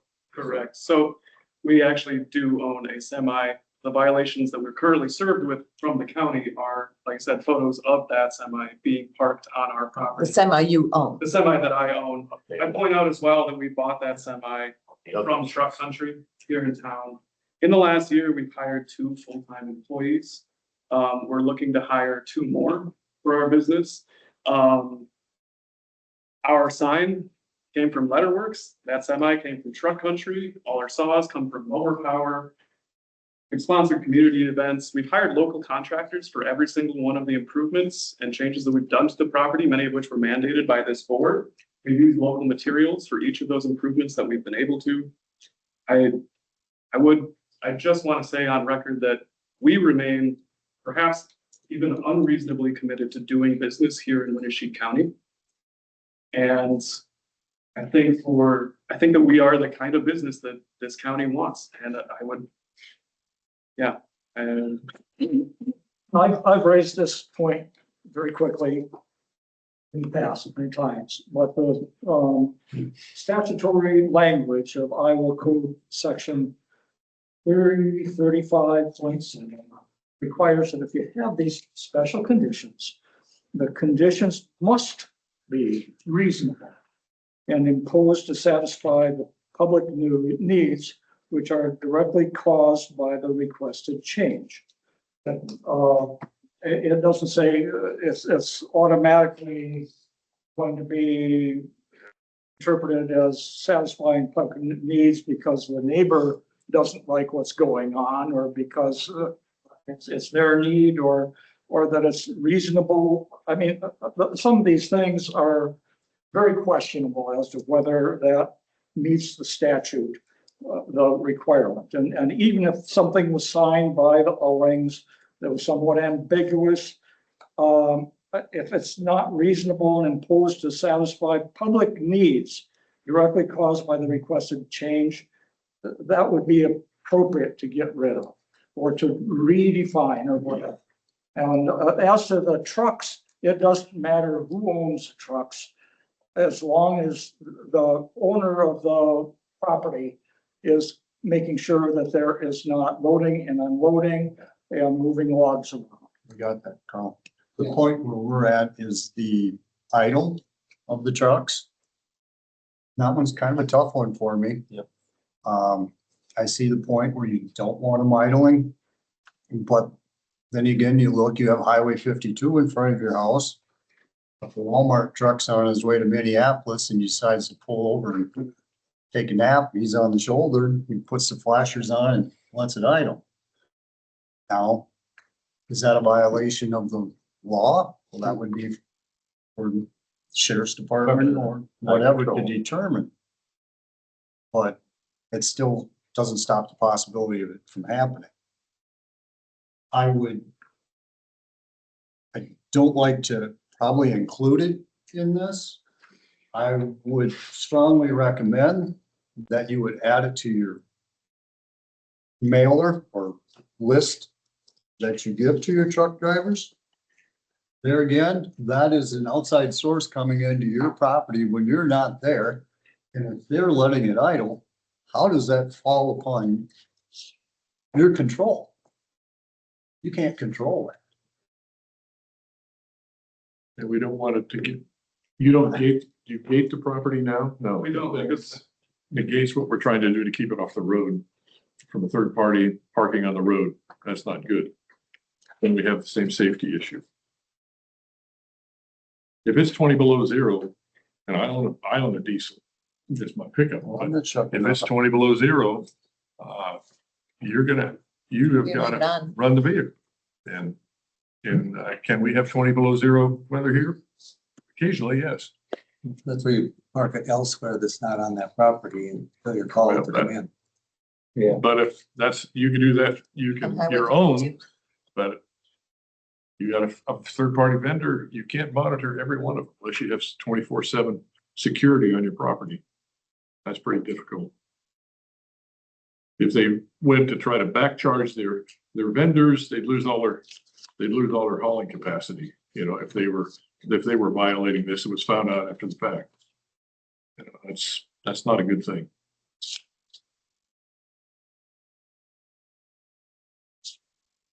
So there, can you take a consensus? Yeah. Now, Andy, what to put in the draft agreement?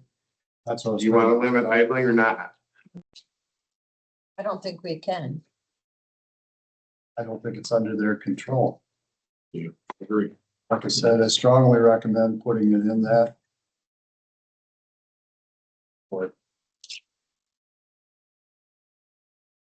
Sounds like free. I would say not, but. So Put it in there to limit some. I just Don't really am idling. against the whole idling part of it. I just like have them park in town or someplace else until but not in front of my house. But then there's somebody, If I go up the wind, go up and park there. and they're by the co-op, and then the And then we'll co-op. call you in. And What's the earliest a truck has ever gotten there to wait? The earliest that a truck has gotten there was on March 31st and was there 9.5 minutes. 9.5 minutes. That's correct. I'm getting back to the word reasonable. So, and I take Dan's point very well. I mean, that seems like a good thing to add into. To add to the Yeah. construction. Absolutely. Yeah, So, that's And reasonable. Could you, I mean, Yeah, can you say they- not idling more than so many minutes or something? I mean, could they let it idle for a while and then shut? Do you have any signage for the trucks when they come in? we send them this, every truck. On site. Yeah, Happy to come up with something. Sure. you could Whatever makes. notify them that if they're gonna be there overnight, if weather Well, conditions permit, shut the truck off. Yes. Yeah. Don't mean to go in there, but if you have a sign on site, no idling of trucks. I mean, is that something you could do just to encourage them to?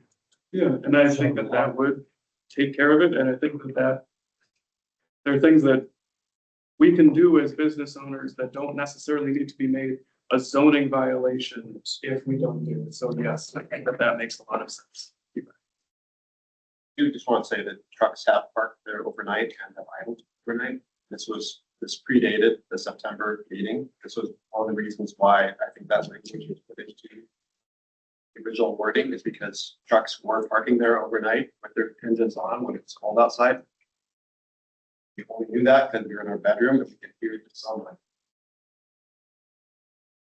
September. of a year.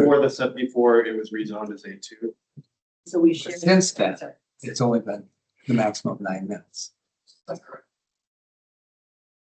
Language that they're more constrained now though about the trucks. Now we're talking about getting rid of this language where now those people do this. But we're not saying they can sit and idle overnight. We're not You're saying still that. be allowed that.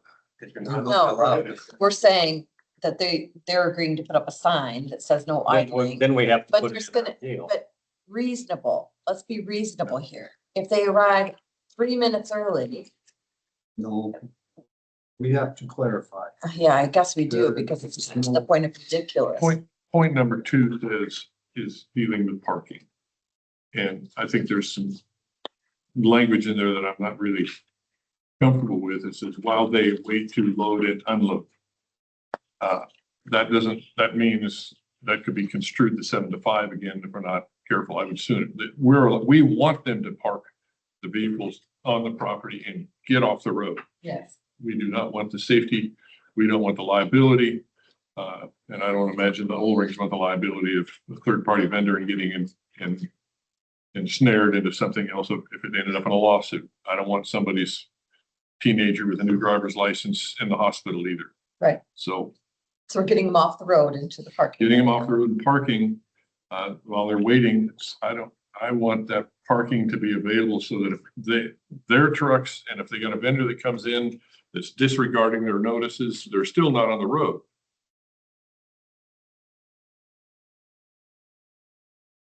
So I'd like to see some kind of a clarification in point 2. And somewhere in that number 2, could you put the verbiage for requiring signage for no idling? Just.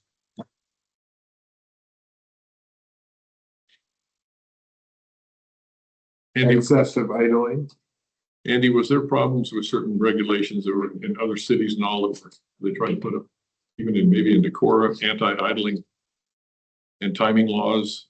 Didn't that create a kind of a brouhaha in years past? Yeah, I don't know that it prevented it from doing it though. Yeah, I remember this 8-10 years ago, probably, that, It isn't the city's, I mean, you've got city's law. no Jake break signs through how many different communities. Decorah, no idling in excess of 10 minutes or something. No, they never passed that. That never passed that. So We have to know, there's no Jake break sign, but we can do it. And we also have to remember, the enforcement of this falls upon our zoning administrators. At what point do we want him to be? And how do we document the exact number of minutes that Tony has to make? To approve. So all the zoning condition requires is a sign. That's easy for Tony to enforce, either there's a sign or not, but it doesn't. Require him to sit out there and count with a stopwatch to see how many minutes the truck is driving. Requires them to have a sign. Unless you got time, Tony. Do something else replace. The initial conditions had nothing about idling. And when we met as a subcommittee, Janice doesn't say anything about idling. I don't see how it would be Well, forced. the initial one wouldn't have it because we didn't allow parking. Yeah, then it's Yeah. 7 to 5. So that's, Created their own problem. Cause here's idling after hours. Your initial one said there is a hard cutoff, no exceptions other than safety reasons, that all trucks vacate the yard no later than 5 PM. So idling wasn't an issue.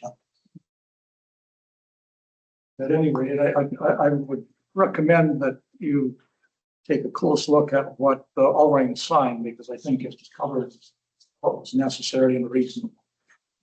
well, I think we've already come to the point where we understand that. We're gonna work together to combine them and come up with something. We're gonna Continue this hearing. continue this hearing again. Are we okay with the signage? Is that where we want to stop? I just think it's very hard for Tony to try and enforce this too. And it's, if you're just doing it by video, you're recording sound, and now if you're off somebody's property recording sound, now you're violating state law. To be able to hear it idling. That's an invasion of privacy. Viewing it from the outside is not.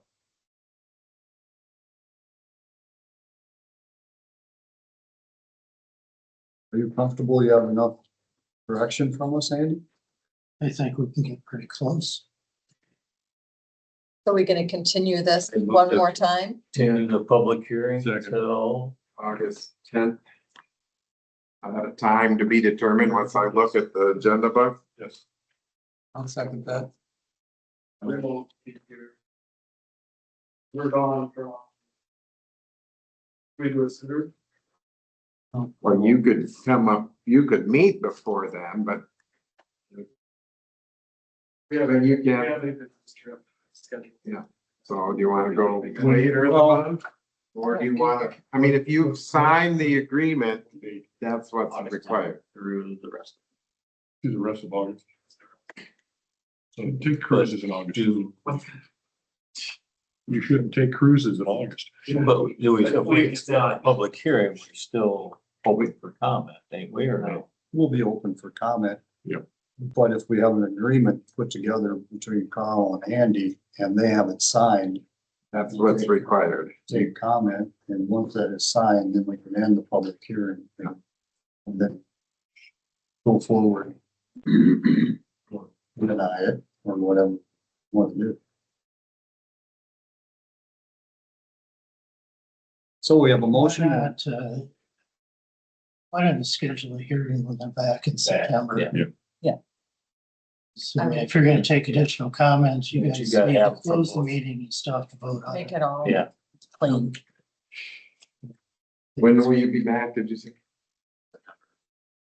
So, and the 7th is Labor Day. Labor Day. So that would be the 8th, which I'm actually running an election that day for South Bend. So I would rather not have to have a super long meeting that day. So if you want to do the 14th, that would be better. Yeah. Sounds good. Okay, would you like to change your motion?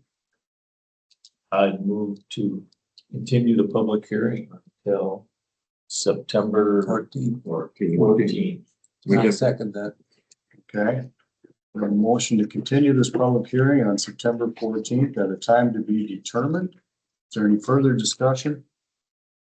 I have a question or point of clarification. Since the proposed amendments and modifications are not simply clarifications. Will those, once those are kind of clarified, will those with what is being proposed to the supervisor for the September 14th meeting be reset to adjoining landowners, or will it be a surprise for people who come to the meeting? That's a fair It question. will be presented at the, We can, I can make them available to Tony to send out, so people have them ahead of time. I think that would be helpful. I don't think it's required though, right? Because it just has to be agreed to before the close of the public hearing, so those can all develop after hearing itself. Things can change, Yeah. yes. well, the condition is agreed to between the applicants and equalizers. Right, what you're distributing is only a proposal or a draft, because things could still change during that public hearing. Right. Yep. all those in favor, say aye. Aye. Opposed, same sign. This is unanimous. No, be it known, Drew and I agreed again today. Mark that day down. I move to adjourn. Second. Second. And second. Aye. All those in favor, say aye. Hey, Mark moved and Mark seconded. Right down to the last 30 seconds.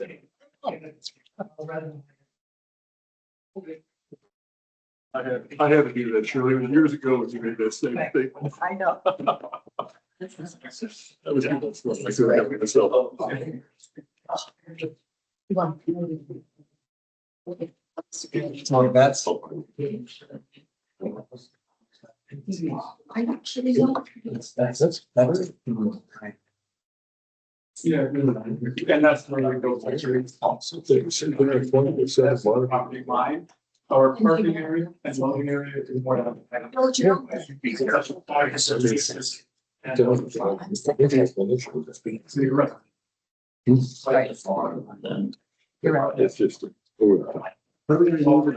All right, Mr. Ben. At least I have another 2.5 meeting to go through again. They really got some good.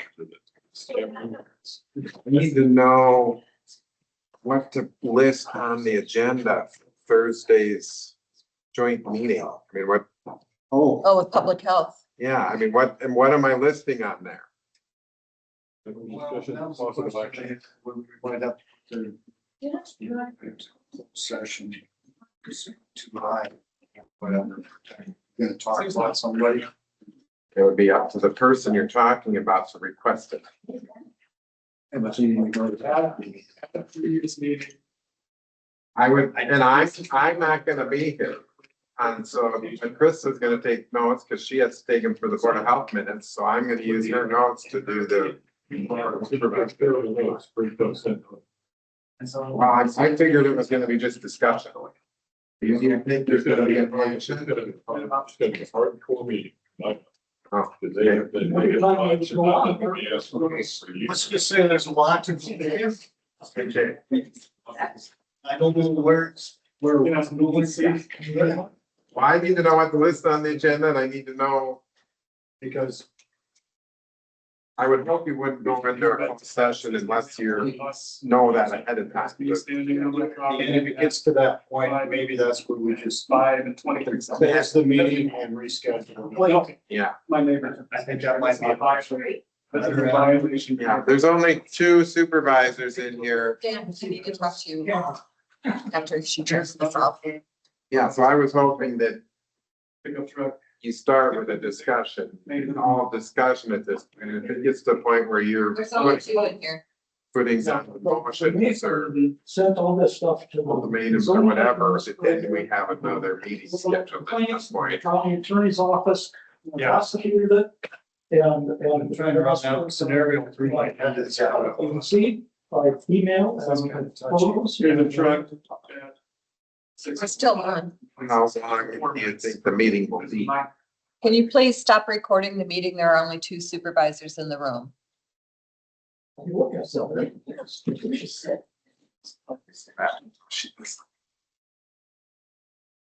I had a jam. I did not want to. They want nothing. Well, We need you to stop recording the annex, please. There's still. there's always. Here when. How many people are there? It's only Dan and I in the room, so you can stop recording. Thank you. Thank you. No.